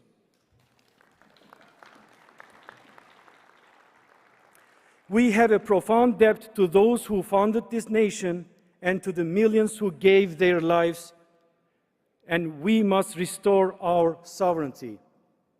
This is not optional. Fellow libertarians, there is a reason we have all been brought here today. Today we are taking our country back. God bless you, and God bless the re-independent United States of America.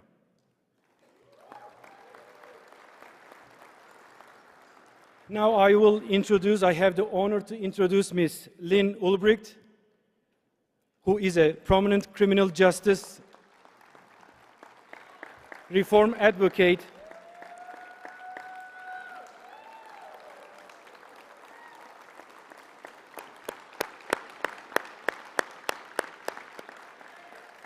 And the founder of the Free Ross campaign, which sought clemency for her son, Ross Ulbricht, the creator of the Silk Road Marketplace. Since her son's arrest in 2013, Ulbricht has become a leading voice in the liberty community on issues related to sentencing reform, government overreach, and digital freedom. Through years of public speaking, media appearances, and grassroots organizing, Ulbricht helped build a broad coalition advocating for clemency and criminal justice reform. Her work has brought national attention to concerns about proportional sentencing, due process, and the expanding power of federal prosecution in the digital age. Ladies and gentlemen, please welcome Ms. Lynn Ulbricht.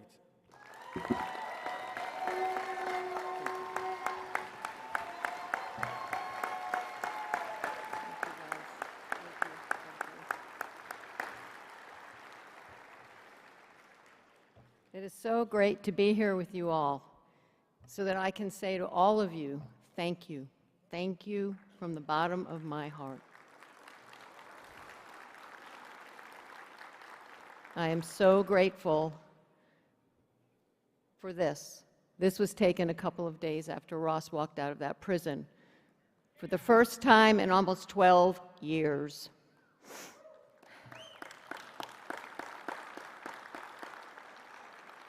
This was a miracle, and you helped a miracle happen.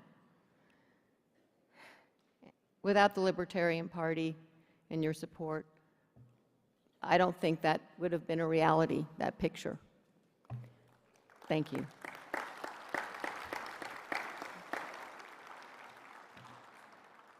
The Libertarian Party stood with us for a long time.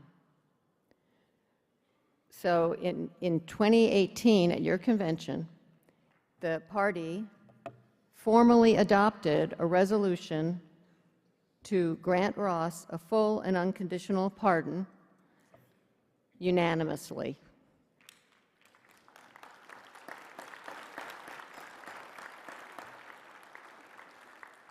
I didn't know libertarians did anything unanimously.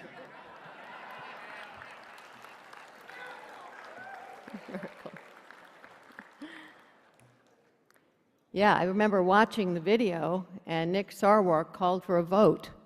And when he voted for everybody who says yay, the place exploded in cheers and roar of yay. And then when he said, and everybody who votes nay, you could have heard a pin drop in that room. And then the moment I saw that, I thought, wow, I'm not alone here. I'm not a lone voice. I have the third largest national party behind me, and that just uplifted me tremendously. And then 6 years later, at the 2024 convention, under the leadership of Angela McArdle,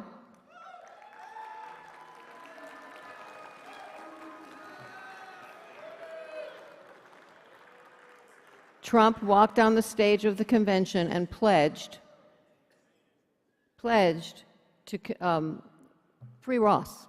He pledged to free Ross if he were elected day one. Later, I was able to meet him, and he said, it's a horrible sentence. I'm going to do it. He said, it might not be day one. I got a lot to do that day. I got a lot to do. And I'm like, no problem, great. He did it within the first 24 hours. So, it's a day.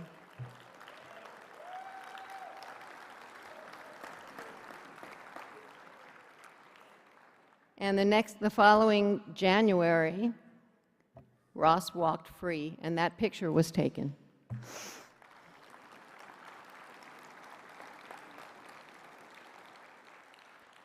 This was a victory not only for Ross and our family, but for liberty and for the Libertarian Party.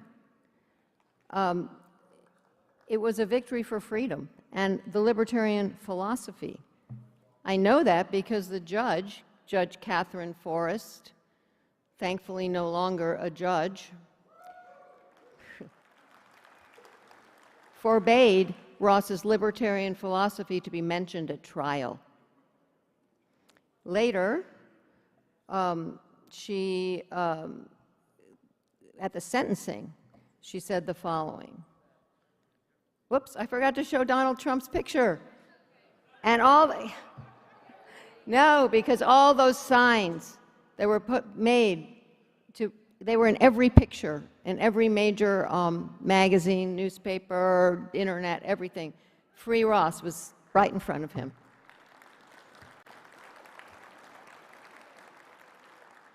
But here's the judge, and this is what she said at the sentencing.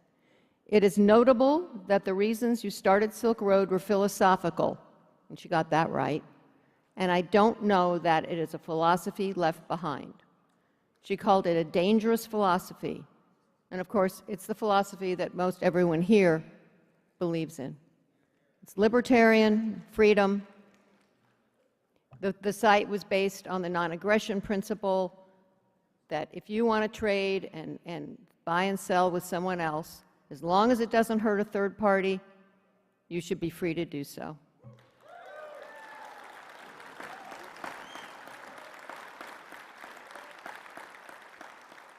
But that judge apparently doesn't believe in the First Amendment, that you're not allowed to have a philosophy, and that you need to be put away for the rest of your life.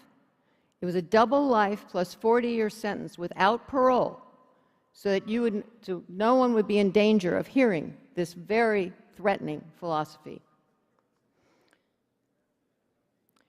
And the fight isn't over, because Ross is out, thank God, just to all of you, the victory was for all of us, but it's not over. There are thousands of people throughout the country who are sitting in cages right now. Ross said he's met many, many people over the years that he was in prison. And he said easily half, if not more, do not belong in there. They could be safely released to go back to their families and their communities. They shouldn't be in there, and he knows that firsthand.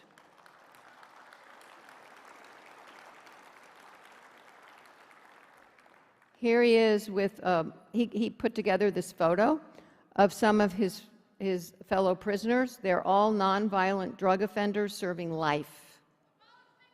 Life in prison. Thankfully, some are out now. One was commuted by President Trump. A couple of others got out under the First Step Act, also thanks to President Trump. But some are still in there. They're still sitting in that cage. Sean is on the top left. I've talked to his sister at length. I've met his daughter and his sister.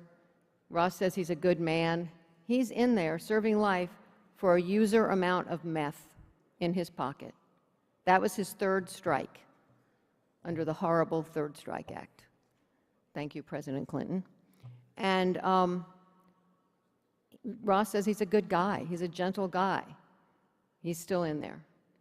Jose, kneeling at bottom right, Ross said is the sweetest, most gentle guy he's ever met. He's in there for residue on a dollar bill. That's his third strike. This isn't right. This is absolutely, it's actually against the law. According to our 8th Amendment of the Constitution, cruel and unusual punishment is prohibited. And yet, here we are.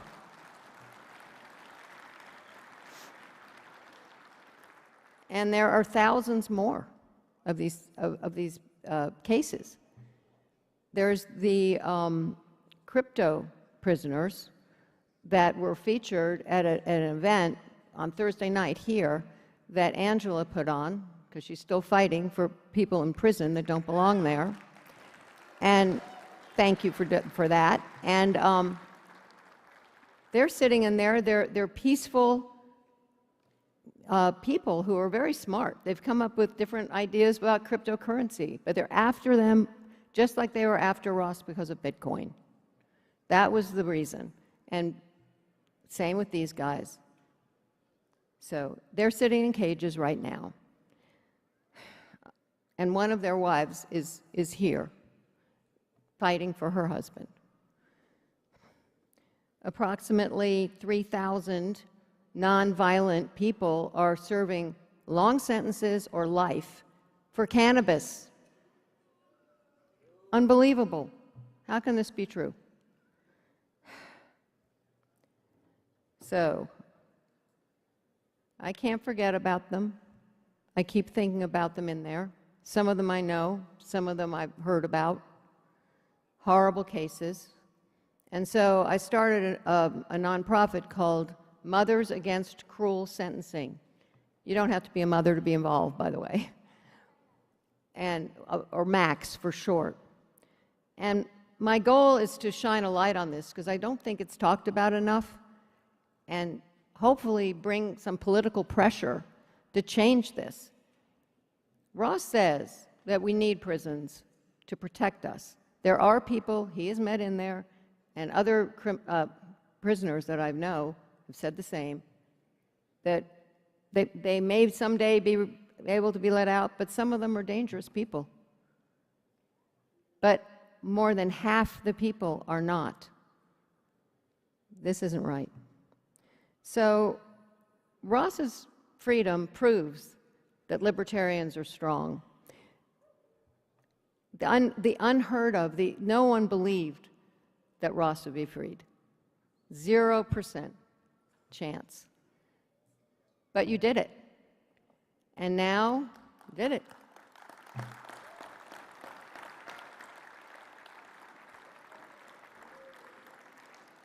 So we've proven we can have impact.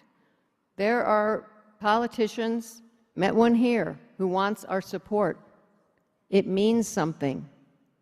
This can be put to bear to help people. We can still create miracles. So please join me and help me get some more people out of the cages and out into the light of freedom. Thank you.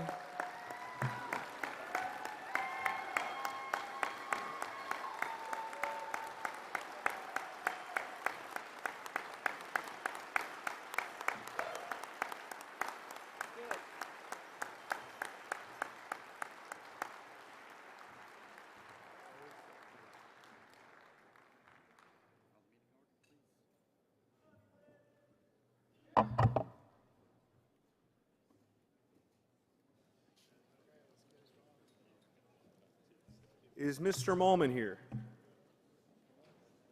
Okay. All right. It is 11:30 a.m. I'm going to call this meeting to order. I ask the Credentials Committee Chair to be recognized and give his supplementary credentials report. This is personal privilege. This is thanks.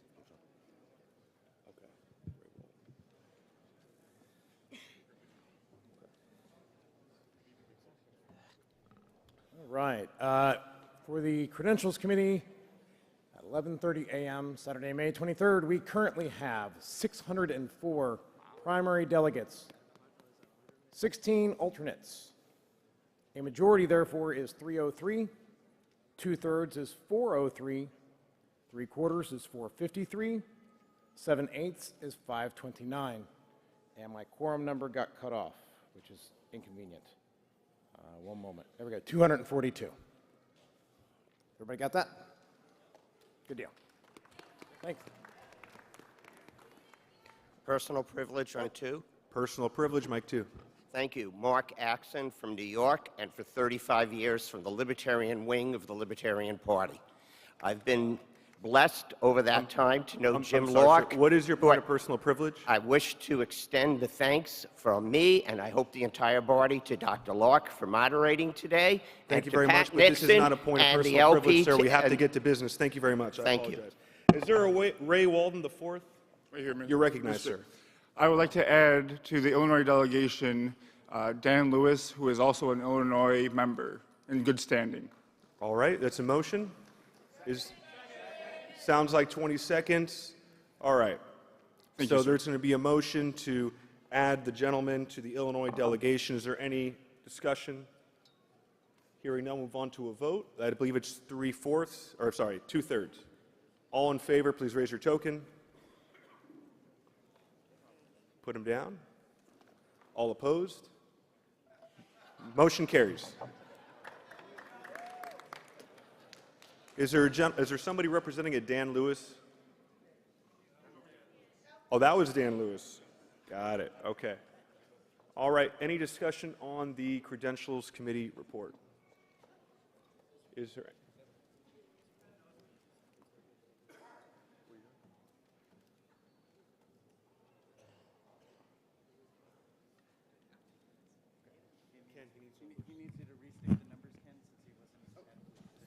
Mr. Chair, microphone 1. Microphone 1.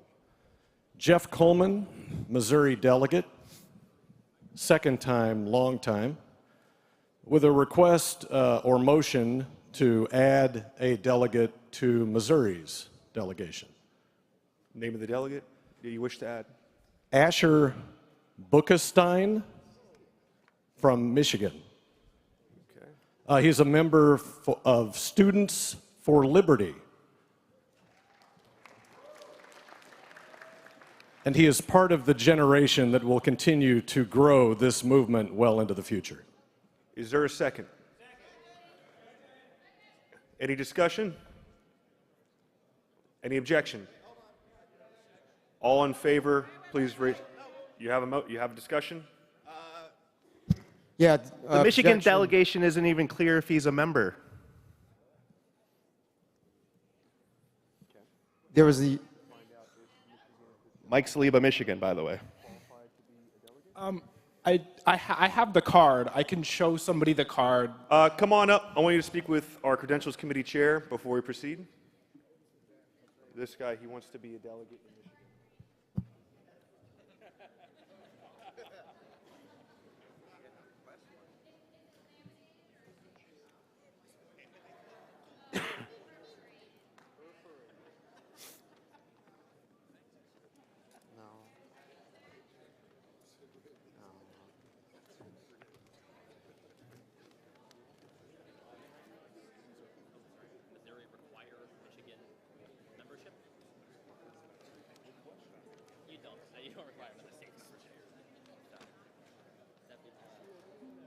We were informed that the membership just expired.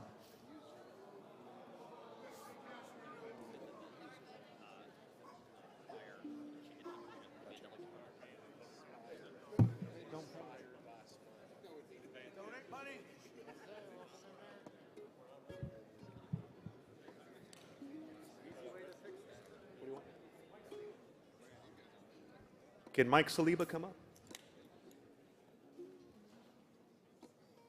Mr. Chair, just to clarify, Missouri does not require Michigan membership for a delegate to be added to Missouri's delegation.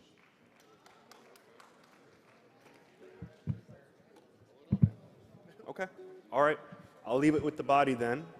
So we have a motion and a second. Is there any further discussion? Microphone 2. Andrew Duke from Michigan. Asher, I'm speaking in favor of him from Missouri. He is from the Southwest/West affiliate. He has a home, lives, families in Southwest, but goes to school here in the West affiliate. So I'm just speaking in favor of him. I do not know about his membership status. Thank you, sir.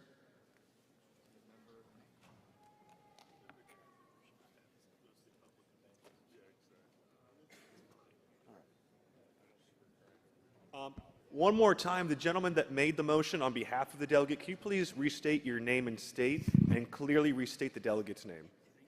My name is Jeff Coleman, Missouri delegate, and the delegate in question is Asher Bookestein. And I'm going to correct the spelling of my name. It's Coleman with a C and an E in the middle. And Asher's name is spelled Boekestein.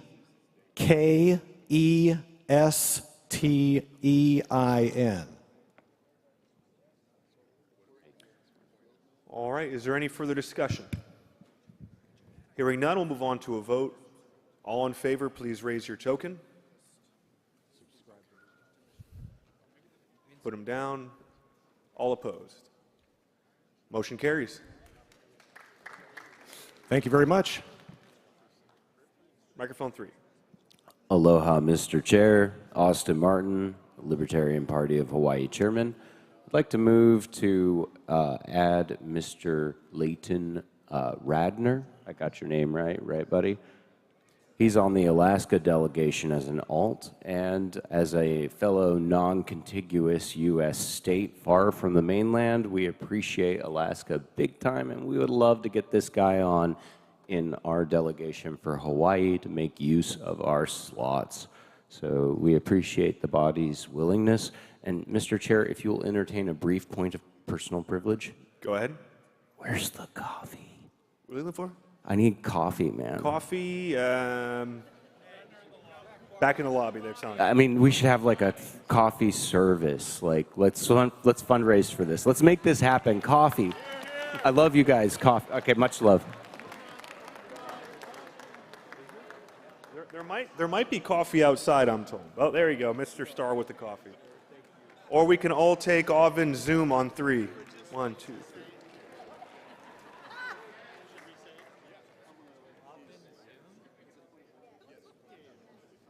Can you repeat the delegate's name in question, who's being proposed to be seated in Hawaii?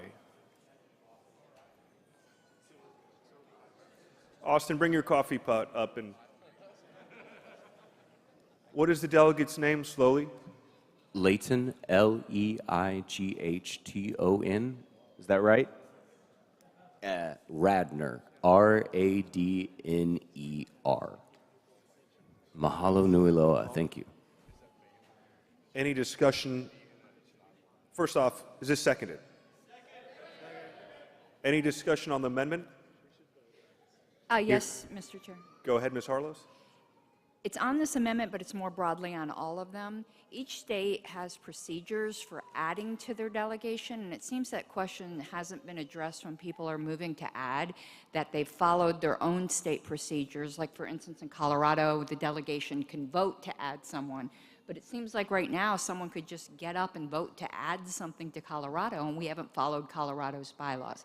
I'm using us as an example because I'm not singling out any state here. But that should be a question that should be answered when people are added. Were they properly added per that state's bylaws? Otherwise, we have the convention overruling that. Do you have any? Dan Lewis, Mike 2, I just want to confirm that my Hold on one state second. You're not delegation may recognized. vote for Hold me. on one second. Hold on. I think that's something the body should be asking the bylaws committee, or excuse me, the credentials committee, because I don't have that information on the fly. Mr. Chair. So this is going to come up during Mr. Chair, debate. Mike 2. Go ahead. Your name and state. Dan Lewis, Illinois. I just want to confirm with Karen, I did get voted on by my state delegation. Okay. Thank you very much. And Mr. Chair, if I may, Mr. Martin. I would also confirm that this would conform with our bylaws and process for selecting delegates. Thank you, Mr. Martin. Thank you, Mr. Chair. All right. If there's no further discussion on this amendment, then we'll go ahead and move to a vote. All in favor of the amendment, please raise your token. Put them down. All opposed? Motion carries.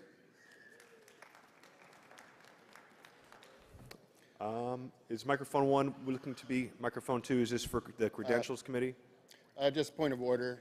Just, Point of order, sir. yeah, Name and state. Matthew Pranger, Indiana, serving Libertarian. The file name's incorrect. I'm sorry? The file name's incorrect. It's not day 1 anymore. Thank you. All right, if there's no further discussion on credentials, we are going to move to a vote of the Supplementary Credentials Committee report. All in favor, please raise your token. Put them down. All opposed. All right, we have a Credentials Committee report. So we will be moving on to item proposal number 9, which was postponed in, is it 8? Is it 8? Mr. Chair? It is 9. I am sure. Mr. Chair, microphone 1. 8 failed. Hold on one second. I'm going to go ahead and recognize Mr. Starr, microphone 3 first. Yes, I worked on this last night with some others to come up with a proposal I think will get 2/3 support. I gave it to Evan McMahon by email. I don't know if he can bring that up on screen, but when he does, I'd like to make the motion, basically a substitute motion, an amendment in the form of a substitute motion to accomplish what the Bylaws Committee tried to accomplish yesterday.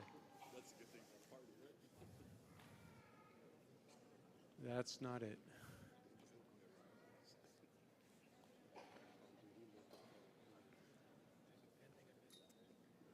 Scroll down, please.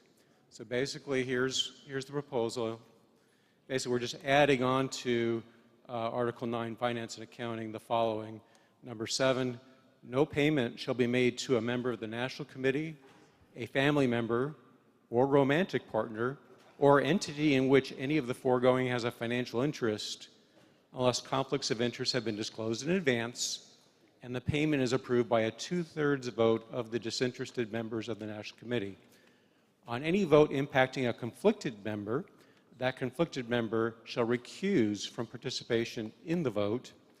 Any agreement to pay a member who did not disclose a conflict of interest in advance shall be void. Number 8, reasonable expenses to perform an official duty shall not be reimbursed unless first evidenced by receipts provided to the National Committee prior to reimbursement. And number 9, party staff, funds, and other property shall not be used to favor or disfavor a candidate for internal party office or a candidate for president or vice president prior to nomination. I ask that this substitute a motion amendment be made for your consideration. All right, we have a second. We're now into discussion. Point of information, Mr. Chair. Point of information. Would it be in order to offer an amendment on this at this point? I think I should speak in favor of my motion first. Yes, let me give Aaron Starr, and then I'll get back to you on that. Mr. Starr. So yesterday, some of the argument against the proposal was that it was way too restrictive. We have situations where members of the LNC have been used for services for the party.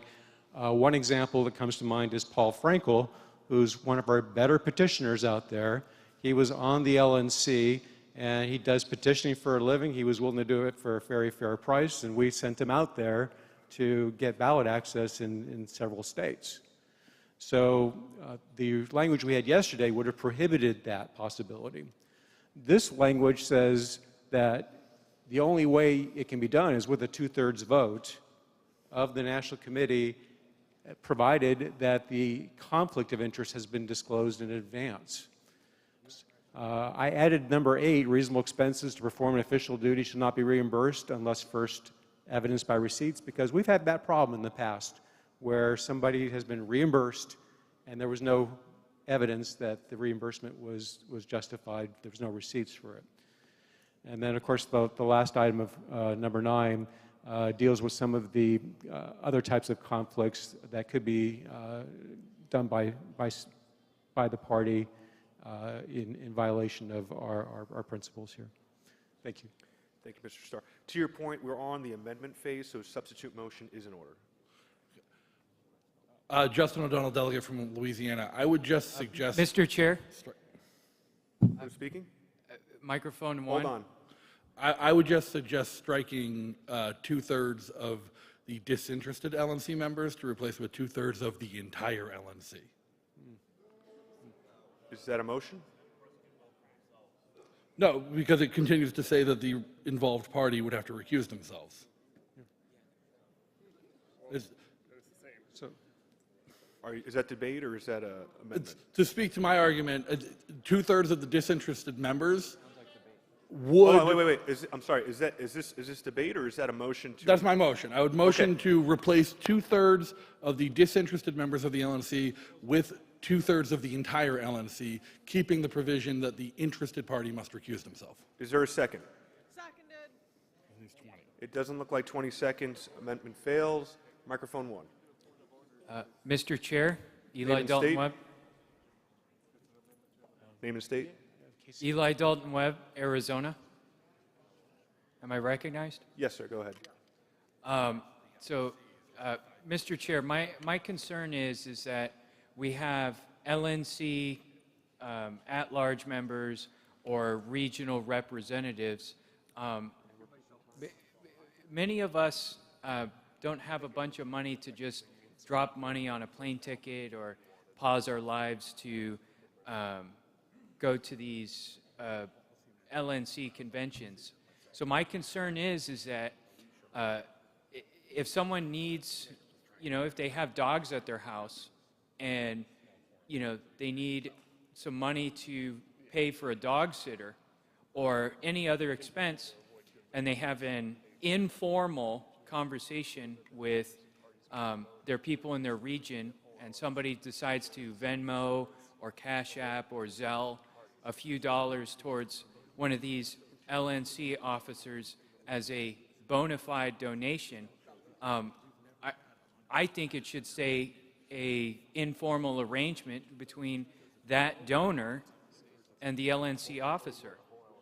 There's nothing corrupt about receiving $50 to hire a dog sitter.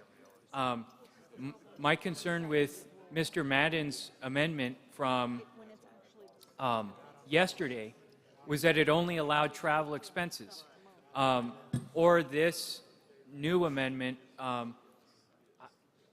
haven't been able to fully read all of this because it was just presented a few minutes ago, but that's my concern, is that these informal donations will be weaponized against LNC officers, and that donations, the position of LNC officers will only be reserved for those who can afford it.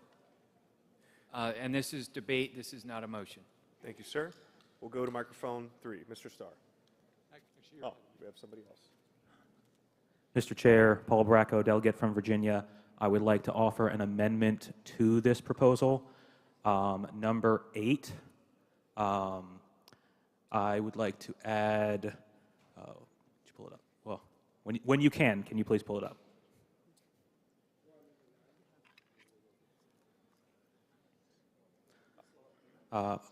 I would like to add, reimbursement shall be approved by a majority of the LNC. Or National Committee, sorry, National Committee, not LNC. And where would you like to insert that language? At the end of point number 8. Could you repeat it again slowly for the secretary? The secretary should have this in his inbox. Gotcha. I would use that copy. Is there a second? Keep them up. All right, looks like 20. I'm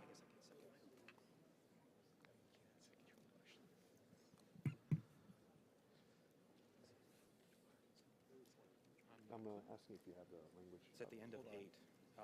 Mr. Bracco? Yes, sir. When did you send this? I believe about 11 or so.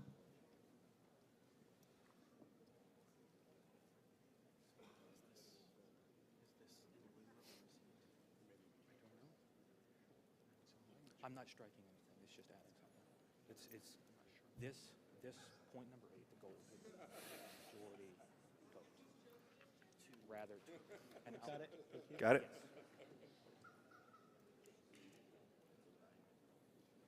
All right, we're now into discussion on the amendment to the substitute motion. Microphone 2. Mr. Chair, may I speak to my amendment? Yes, you can, sir. Go right ahead. So the reason why I'm putting this forward is, let's imagine a scenario where a little bit more than 1/3 of the LNC hates the chair's guts. Inconceivable, I'm sure. Let's say that the party wishes to send the chair to Freedom Fest or some other similar event, and the chair is going to incur travel expenses, incur hotel expenses, and hope that 2/3 of the LNC approves the reimbursement of those expenses. That seems like a pretty high bar to me. I think that we should treat reimbursement of expenses, which is still going to be required to provide receipts, a little bit lower threshold than something that's a conflict of interest. Thank you very much. Microphone 2. Rachel Danner from Louisiana. Point of information is embezzlement theft. Just like taxation, embezzlement is theft. We are out of time on this item. We're actually out of time on this whole proposal. So we'll be moving on to the amendment vote, and then we'll be moving on to the main motion, whether or not to substitute. So we're going to go directly to a vote. Actually, one quick.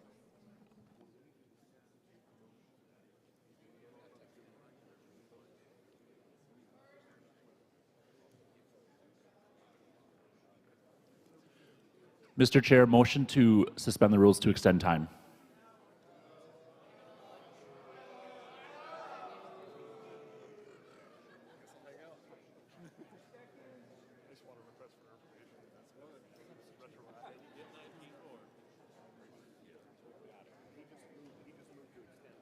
All right, there's a motion to suspend the rules to extend time for how long? 5 minutes. Are there seconds?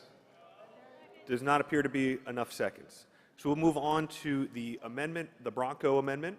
Yeah, So- Mr. Chairman, just to be clear, so I'm understanding procedure, if somebody wants to adopt the language that I put forward, would they first have to vote no on the Bracco amendment, then yes on my amendment, and then ultimately yes on the entire amended proposal? So the procedure would be the amendment was an amendment of your substitute motion. So the Bracco amendment would amend your substitute motion. The next item of business would be your substitute motion, and then that would seal the deal. Okay, so if someone wants my Correct. version, they'd vote no, then yes. Okay, Correct. thank you. And the amendment's a majority. The amendments, the Bracco amendment is a majority. So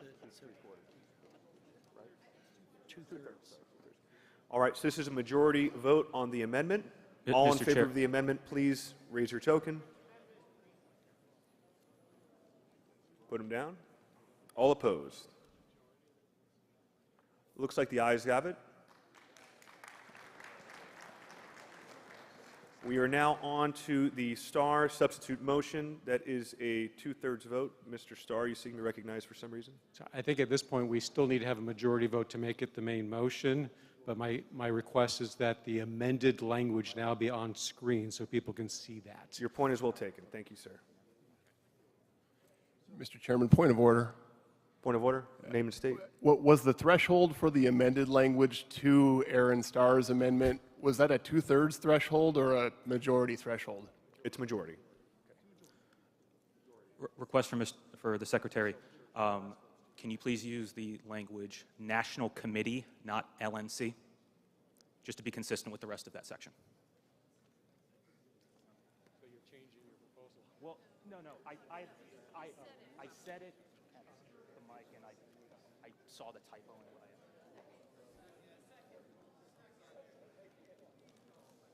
if we have to vote on this again, I'm going to just.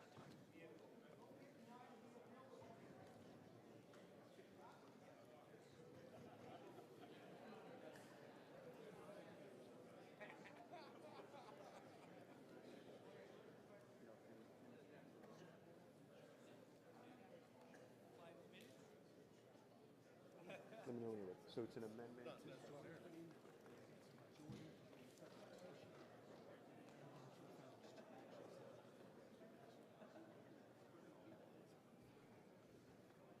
So just to be clear, the language I had used at the mic was National Committee, not LNC.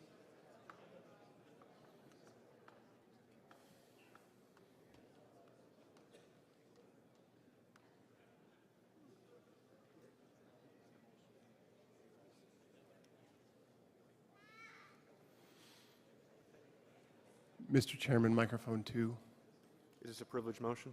Yes, request for information is privileged, I believe. Yes, sir.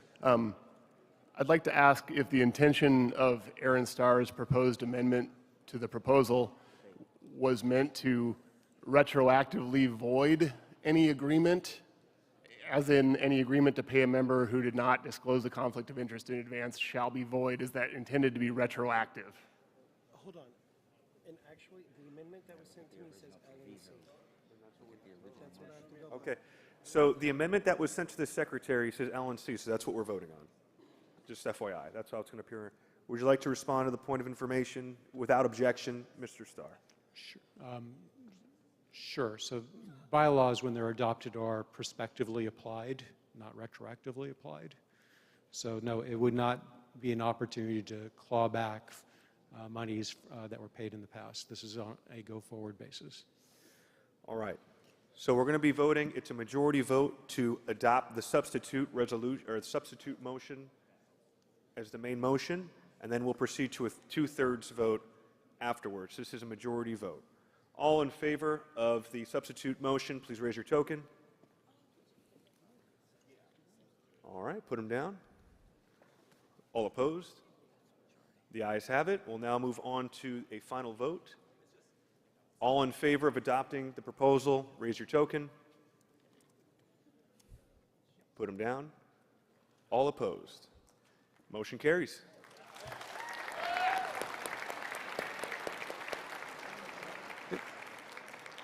Thank you, Mr. Chairman. Is there any objection in the room to replacing LNC with National Committee, just to be consistent? There's at least a few. All right, we're on to proposal number 10. I recognize our Bylaws Committee Chairman, Mr. Dar. That's okay. Administrative note, 3:30 to 6 p.m. The other building, there's going to be an event going on, so you'll need to either take the skywalk across or have card access only on the Lion Street access. I know some people are going externally and entering the Amway on the other side, just so you don't get stuck outside trying to walk around the hotel to get in.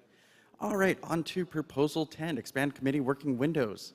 Committees cannot work effectively until the composition is finalized. Upon leaving them with only a few months to finish, the proposal doubles the working timelines for platform and credentials committees. This is very straightforward. I think I might have been the only one tracking all these timelines on the LNC, so I'm kind of pushing my thumb on this one. It's very simple. Please pass this proposal. And I'm very upset about having an hour of my time stolen this morning. That's more prompt with the program going forward. Thank you. And after this amendment, orders of the day would be lunch. So as fast as we get through this, the faster we can go eat. All right, any discussion on proposal number 10? Mr. Chair. Outside. Go ahead, number 3. Yes, Mike Seebeck, Alabama, secretary for both the bylaws and the platforms committees for the past couple of years. I wrote most of this.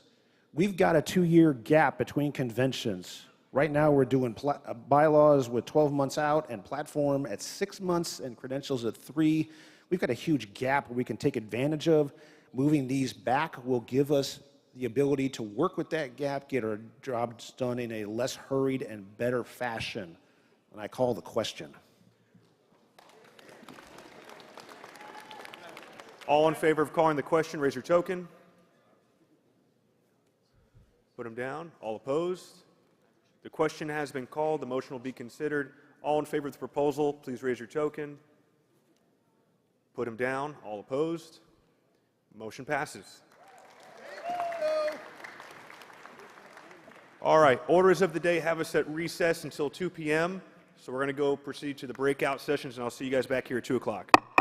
Thank you very much. Is this open? Folks, there is a variety of Xano trainings available that are going to be not interfering with convention business. So I just tell you that today, 5:30 p.m., tomorrow, 8 a.m. and 5:30 p.m. at GH. There is limited free Xano for attendees, limited amount, but you can learn how to use private money. So again, that's at GH. It's upstairs from the main breakout rooms. Okay? Today at 5:30, tomorrow at 8 a.m., and then 5:30. Okay, that's don't call me. Singers, come to the front of the room really quickly. All the Libertarian choir singers, come to the front of the stage here. Thank you.